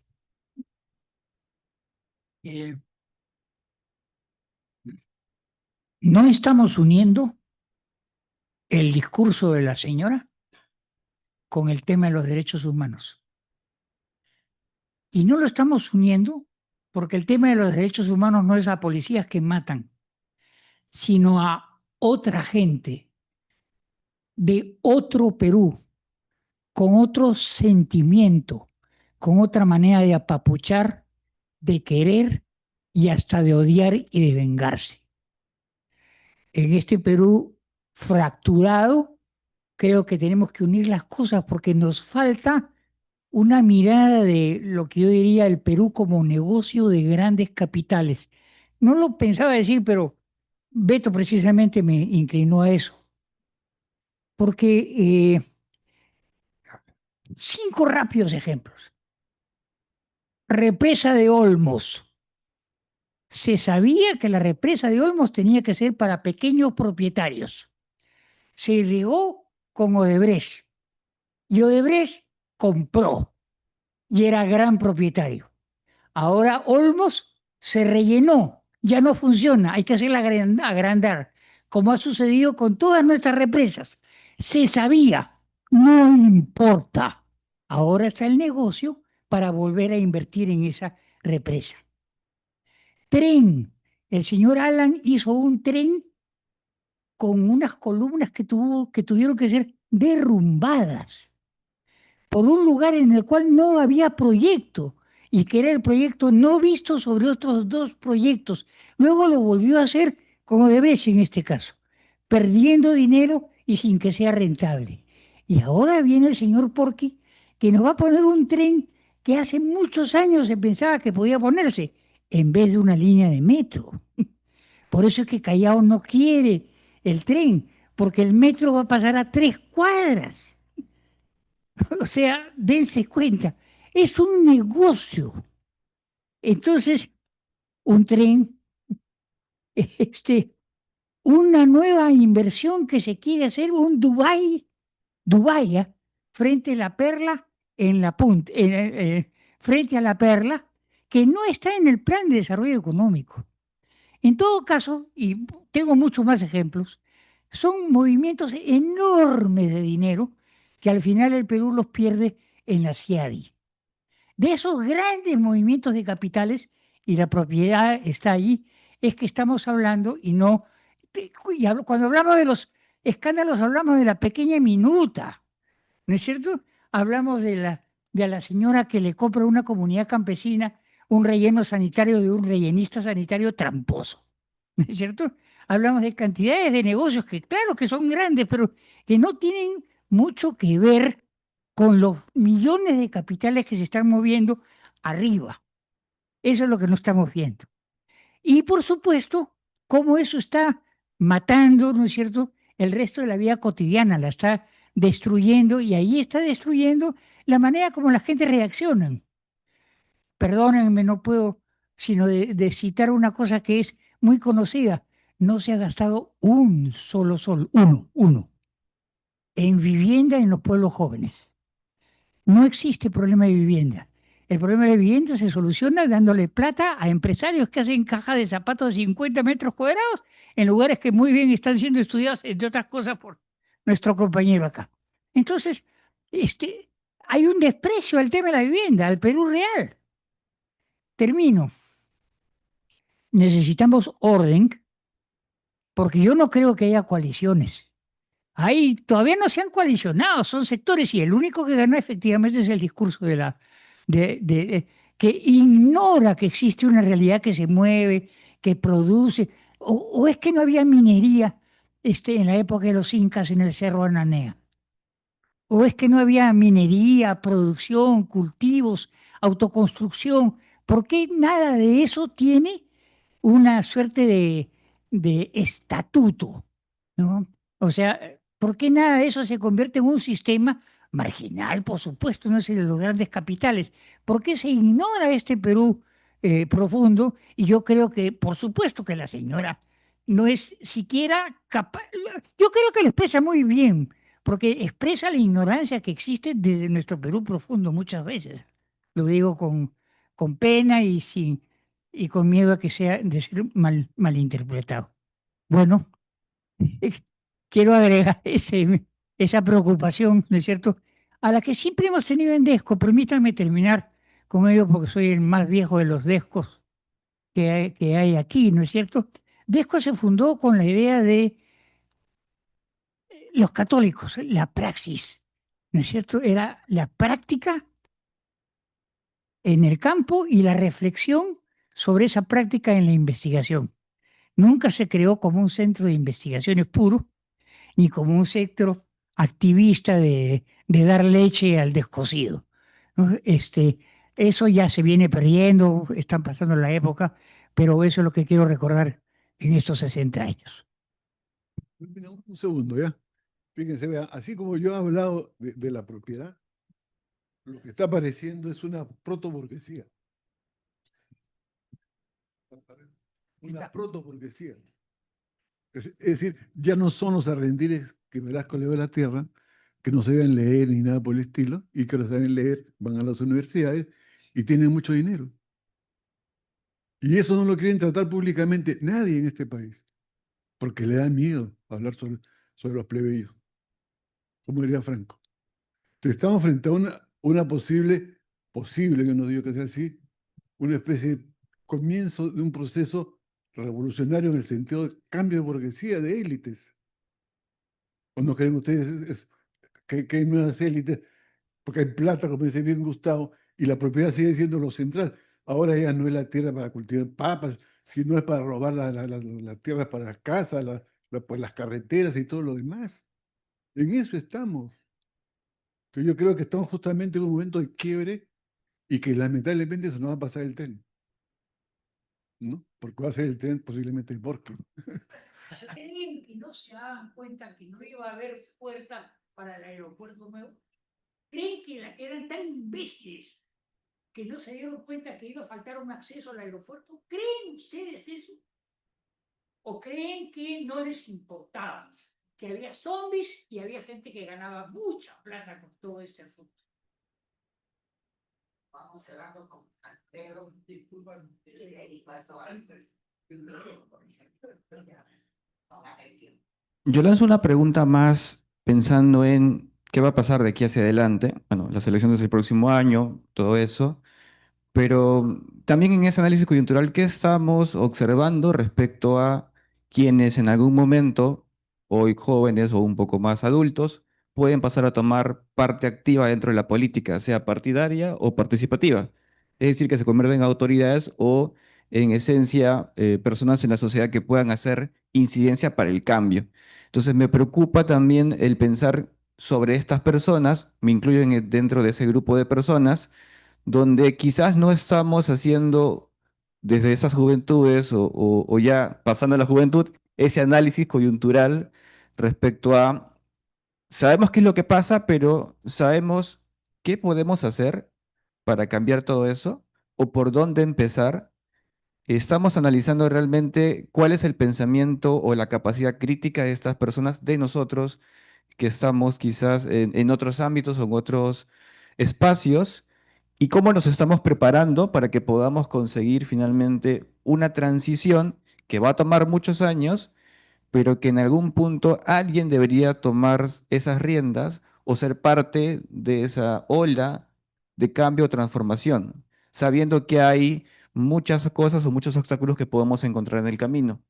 Seamos nosotras o nosotros mismos como parte de ese status quo, que nos quedamos solo en la observación, o quizás ya pasamos a la acción, pero una acción sistémica, una acción con un cambio mucho mejor dirigido y hacia un futuro que puede ser utópico, pero que podemos poner los primeros pasos o las primeras piedras para poder avanzar. Gracias, Alfredo. Entonces ahora, Tania, no te sientas en responsabilidad de responder todas las dudas existenciales de este grupo, ¿ah? Lo que tú consideres comentar. Sí, en esa línea. Creo que no, los aportes que cada uno ha hecho son valiosos y creo que son una suma que nos permite mirar desde diferentes puntos también de enunciación, y seguramente si le preguntamos a un hermano ciudadano del sur del país o de la Amazonía peruana desde su territorio, va a tener una lectura distinta, ¿no? Porque sus necesidades, el punto de ubicación en el que se desenvuelve es diferente a la nuestra también. Y además entendiendo que somos un país no altamente politizado. Yo creo que incluso hay un divorcio, una desconexión de todo lo que hoy ocurre en nuestro país con la mirada, digamos, desde el ciudadano de a pie con esta realidad. Y lo pude comprobar en una salida aquí en Lima, nomás a Villa El Salvador para un evento de discusión similar a este.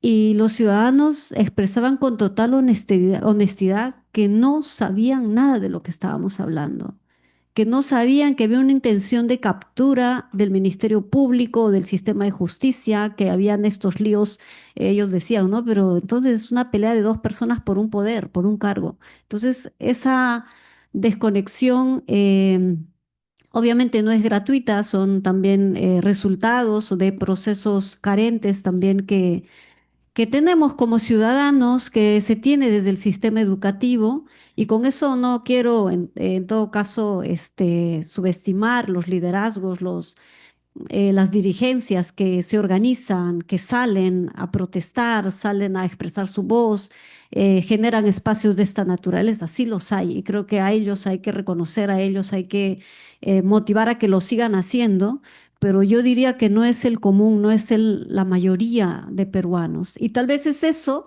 lo que responde a una de las inquietudes que aquí se planteó, ¿no? ¿Cuántos salimos a este llamado de los familiares de víctimas para sumarnos, para solidarizarnos?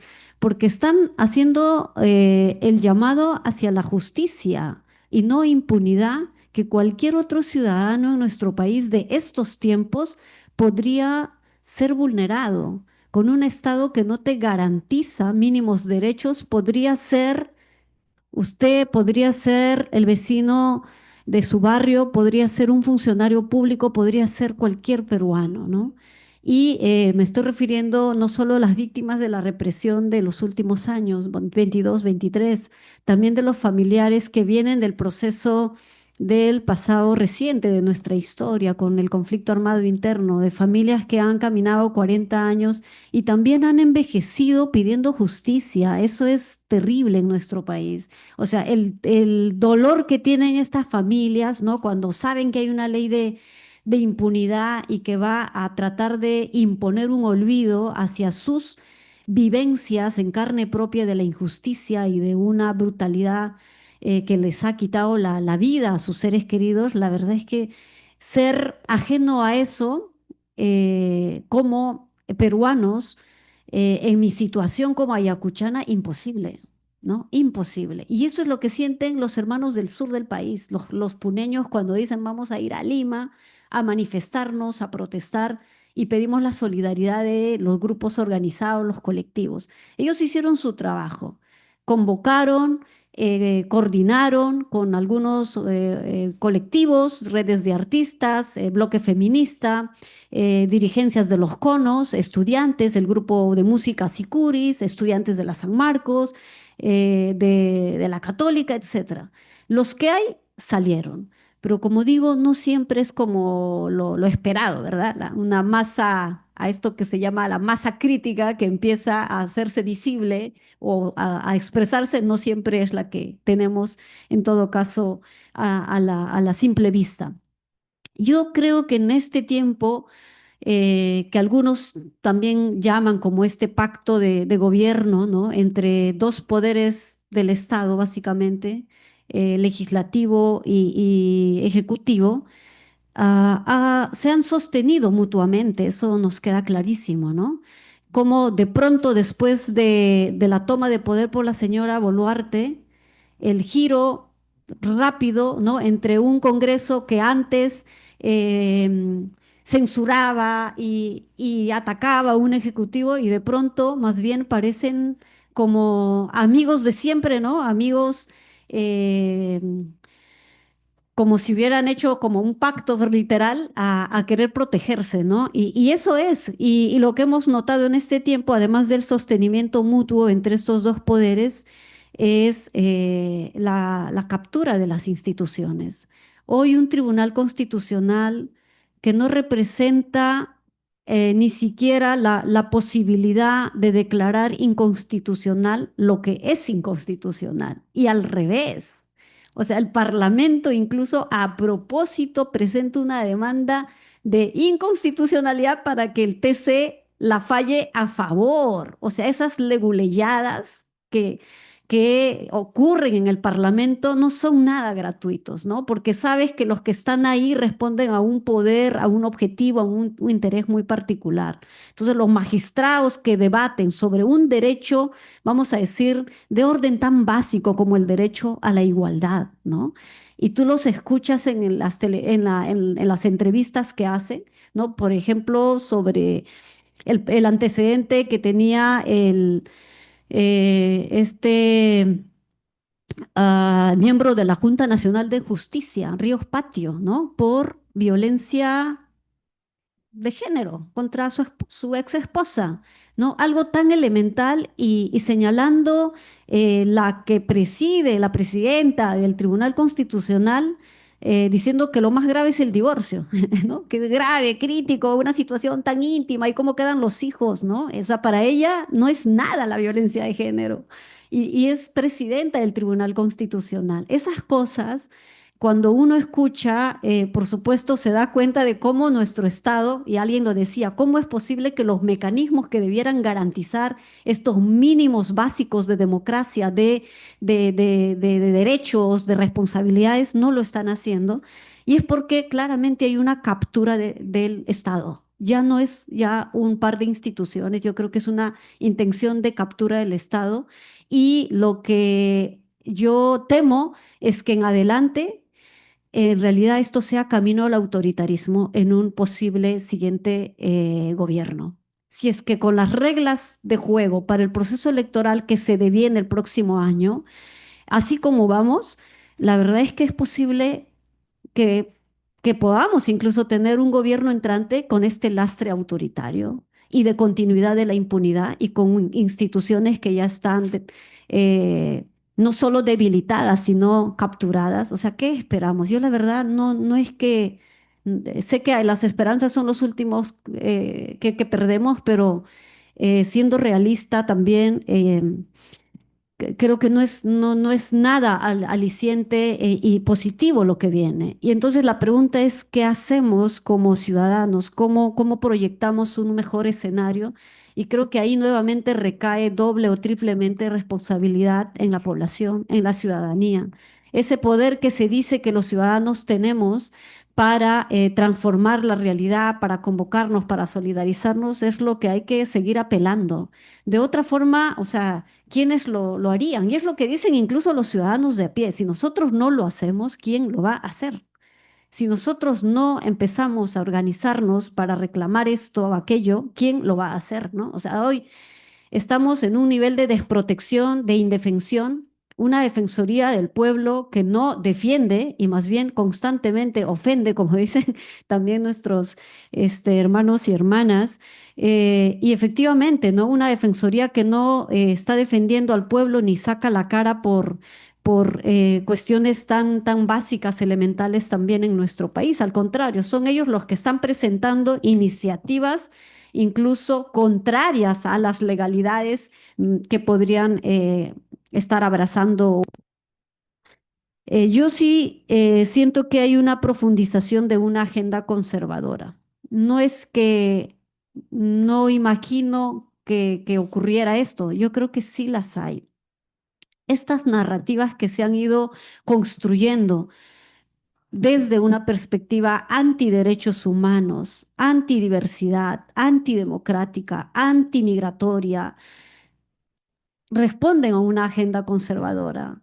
Y no solo lo vemos en las discusiones de actores políticos que tienen un cargo, sino que esto tiene un impacto en la ciudadanía.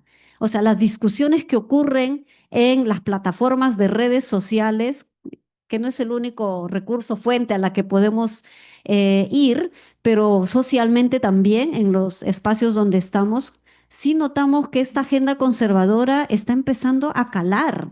Entonces tiene ciudadanos que repiten y reproducen estos discursos de odio, estos discursos en contra de las ONGs, los discursos en contra de la movilidad humana, etcétera, etcétera, ¿no? Desde la homofobia, la xenofobia, ¿no? Que no son nuevos, claro está, pero que en este tiempo creo que se han profundizado y reforzado desde distintos ámbitos, porque además las políticas públicas, las pocas conseguidas por varias décadas, hoy no son las mismas. O sea, tienes un Ministerio de la Mujer altamente debilitado, sin mayores ya competencias, porque le han quitado el centro de emergencia a mujer y la han pasado a la instancia de justicia, cuando el centro de emergencia mujer no solo ve aspectos de justicia, sino acompañamiento psicológico y todo el proceso para hacer que las víctimas puedan tener un mínimo de atención a sus casos. Pero bueno, todo ello yo creo que nos está conllevando a mirar un escenario que nos desafía profundamente también las capacidades que tenemos desde la sociedad civil. van a ser por lo menos 6 millones de jóvenes que van a votar el próximo año, ¿verdad? 6 millones. De esos 6 millones es probable, tal vez un poco menos de la mitad, que van a votar por primera vez. O no sé si los 6 millones son por primera vez, porque de ser así, eso es la mitad, ¿verdad? Menos de la mitad por primera vez los que están adquiriendo el DNI en estos meses y van a sufragar. Sin embargo, las discusiones en el entorno juvenil son las que hay que ir promoviendo, ¿no? Nosotros en la Coordinadora Nacional de Derechos Humanos tenemos una iniciativa de activismo juvenil por los derechos humanos, y la verdad es que es asombroso ver cómo los jóvenes tienen esta maduración política, madurez, más bien dicho, madurez política también para ser críticos, para colocar iniciativas y propuestas poco convencional a las tradicionales y más bien contrarian algunas prácticas muy tradicionales para decir, esto no hagamos, hagamos algo nuevo, ¿no? Y eso, de eso se trata, que podamos movilizar a sectores poco visibilizados o poco tomados en cuenta, y también ir enrumbando, en todo caso, mejores posibilidades para hacer una buena elección entre las opciones, ojalá posibles, buenas, para un próximo periodo de gobierno, porque con toda esa dispersión y pocas alianzas hoy concretadas, no tendríamos muchas posibilidades tampoco, ¿no? Y bueno, hasta ahí creo que podría, no sé si ya me perdí por ahí. Lo último que quiero decir es que hemos hablado tanto de la democracia, no ahora, sino desde hace rato, que la democracia ya no es democracia, esta democracia no nos representa, esta democracia no reconoce a las diversidades ni culturales, ni a todos los ciudadanos en su pluralidad, y la democracia que se limita solo a ir a votar a las urnas, etcétera, etcétera. Yo creo que este tiempo nos exige hacer una revisión de la democracia, que si las tenemos hoy, aunque ya pienso que está colapsada y más bien se ha ido afirmando un autoritarismo muy arraigado, pero creo que en todo caso es el momento en donde hay que hacer un pare, no solo para evaluarla, sino para redefinirla. O sea, y redefinirla no solo desde los conceptos canónicos, digamos, de los cánones más tradicionales, sino empezar a escuchar a otras voces, como la de los pueblos indígenas, que que tenemos otras percepciones y otras connotaciones de lo que la democracia debiera responder en un país teniendo el 25% de población que se autoafirma indígena. Ya arrancaron el censo el día de ayer y no sabemos si esto va a subir o va a disminuir, porque también ha habido una clara intención de quitar la pregunta de autoidentificación étnica, y eso tampoco es gratuito. Sin embargo, es lo que nos va a tocar enfrentar en los próximos años con esa data estadística resultante. Bueno, yo me quedo ahí más bien tomando en cuenta varios de los aspectos que aquí se han señalado, y daría para más, ¿verdad? Todo lo que provoca un mensaje a la nación, de quien yo creo que nadie tenía un mínimo de siquiera, diríamos, a ver qué de bueno viene, ¿no? Yo creo que al contrario, cada vez que la señora sale a hablar, uno dice, ahora, ¿qué más va a decir? Ya no para bien, sino siempre para peor. Entonces, eso. Voy a tratar de ser lo más breve posible. El tema de la democracia. A ver, el tema de la democracia me suscita tres reflexiones.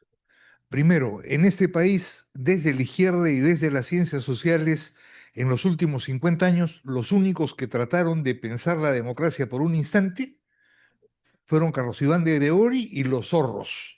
Los 4 o 5 números de la revista planteaban un esfuerzo por pensar la democracia fuera del molde formal tradicional. Ya, ese esfuerzo no continuó nunca, jamás. Y lo que tenemos hoy día es un volantín al pasado, ¿no es cierto? Y un volantín al pasado que obvia los enormes y gigantescos cambios que se han producido en este país. han habido reflexiones importantes que no han querido ser consideradas por nadie. Ramón Pajuelo hace ya 2 o 3 años viene planteando el tema de las autoridades en las comunidades campesinas y su peso en la lógica de las autoridades en el territorio. Vilca ha hablado del surgimiento de un funcionariado en el mundo andino y en concreto en Puno, ¿no es cierto? Y las características que tiene ese funcionariado. Y Efri Gamarra ha hecho lo propio para el caso de Ayacucho. Y bien, gracias. Lo segundo es que la democracia está agotada, es decir, no nos pretendamos originales. Y los partidos están en crisis en el mundo. Argentina el 2024 tenía 47 partidos nacionales y 712 partidos distritales. Colombia tenía 32, Brasil tenía 35, Costa Rica tenía 34, Ecuador tenía 17. Ya, y yo lo que decía, a partir de las lecturas que tenía desde los 70s de Bobbio, que señalaba que la representación tiene 2 caras, no había visto una representación parlamentaria espejo más cercana a la sociedad y a lo que es la sociedad peruana que la de este Congreso. Ya, y ese es parte del problema. Es decir, no tenemos que mirar a la teoría de la política, ni a las maldades de un sistema que a todas luces naufragó. Tenemos que mirar a la sociedad.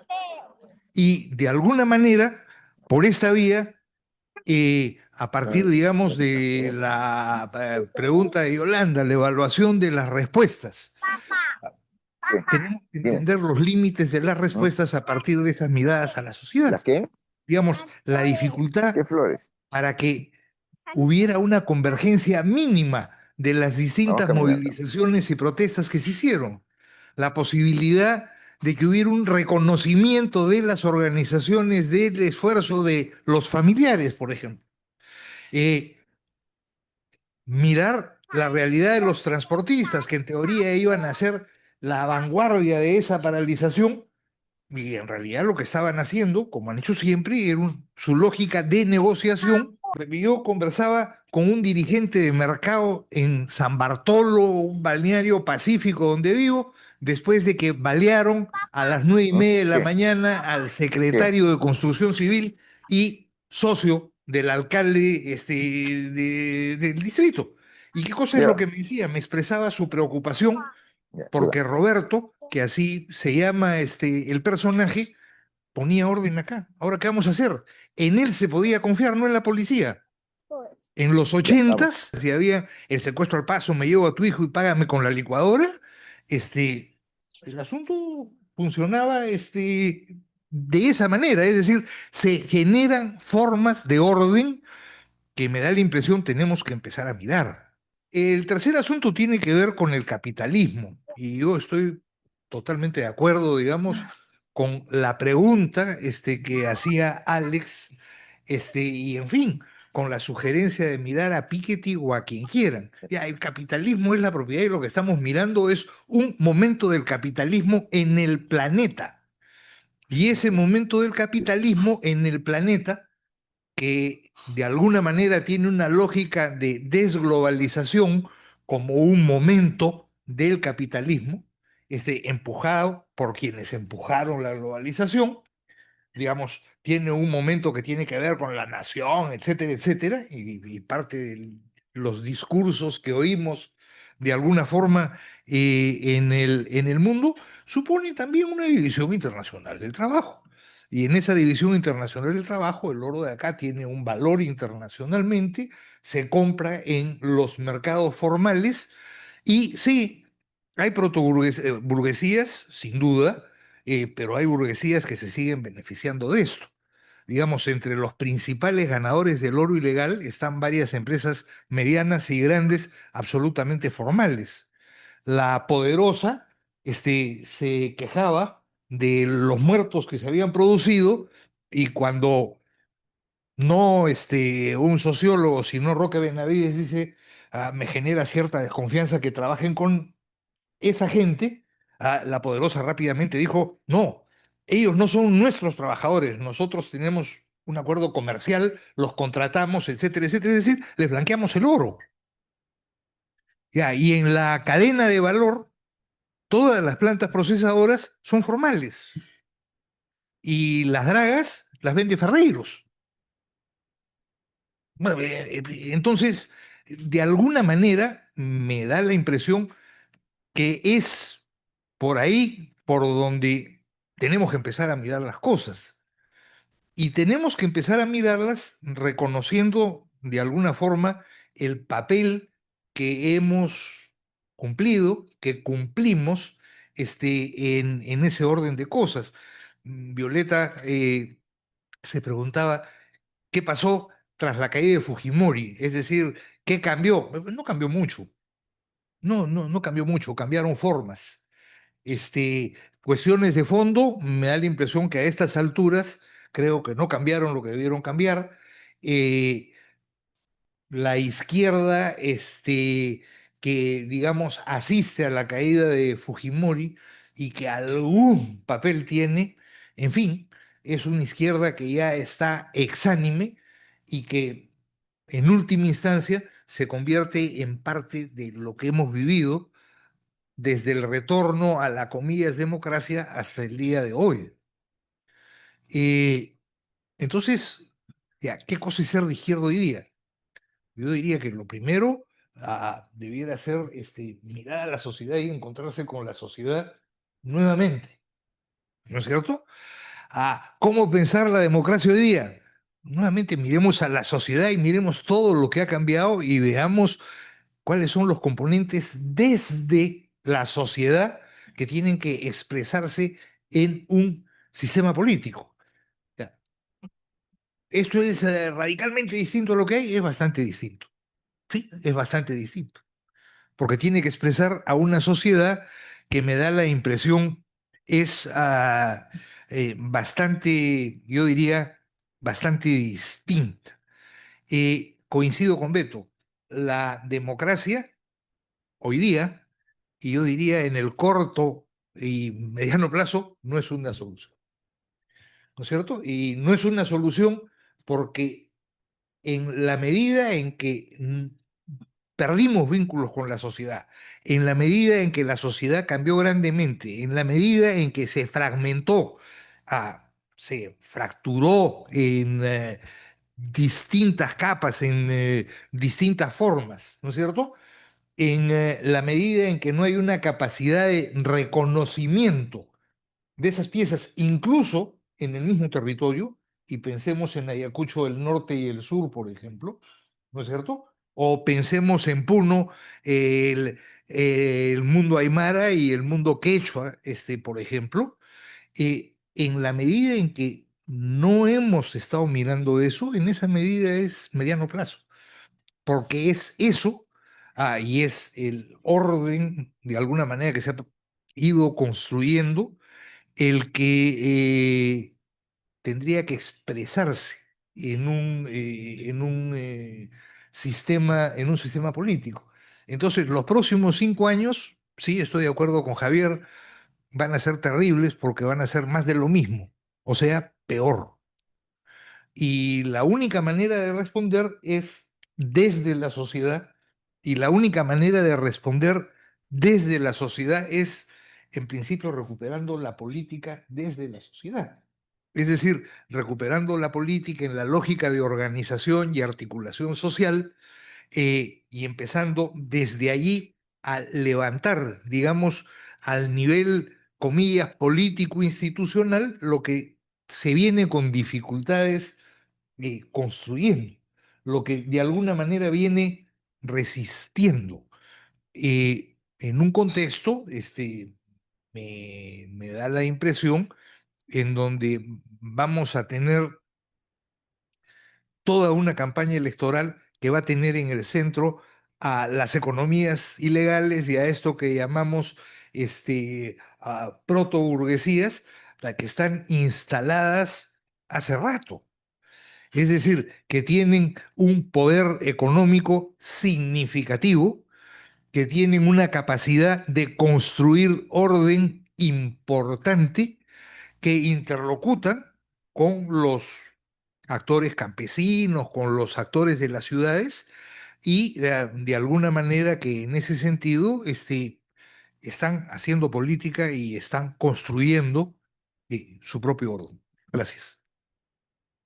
Muchísimas gracias, Tania y Eduardo. Vamos a cerrar aquí la sesión. Por estar comiendo, no vi que Armando parece que estuvo hablando como 10 minutos. So, y con el micro ahí abierto. Siempre son así, pues, los gajes del oficio que nos pasan en el Zoom. Agradecerles. Son 5 años que estamos todas las semanas por el Zoom en virtual, ¿no? Parece mentira, pero ya son 5 años. Son 20 desde que iniciamos la constancia de reunirnos antes en presencial cada 15 días. Acuérdate, Javier, Iván, que están por aquí, Jimenita, ¿no? Nos reuníamos en la oficina ahí en Magdalena. Acá también estuvimos también reuniéndonos y hay constantes, pues, en Desco, tratamos de mantenerlas. Esta es una, Perú Hoy, qué hacer, y quería invitarlos esta noche. También en el marco del aniversario vamos a tener en nuestro consabido conversatorio sobre el tema de la revista, del último número de la revista Qué hacer. Aquí tenemos al director, pensé que no llegaba, pero aquí está. Muchísimas gracias. Creo que la próxima sesión de coyuntura en la noche Zoom, los que quieran, acá vamos a estar. Nos vamos a amanecer aquí todos los, te dejo, esperando así la venida de los peregrinos a saludar. Entonces vamos a estar aquí todo el día, la verdad, con un regalito, claro, puede ser. Y creo que la próxima semana vamos a tener que continuar con este debate que provoca los discursos de Dina para bien o para mal. Muchísimas gracias. Nos vemos el próximo martes.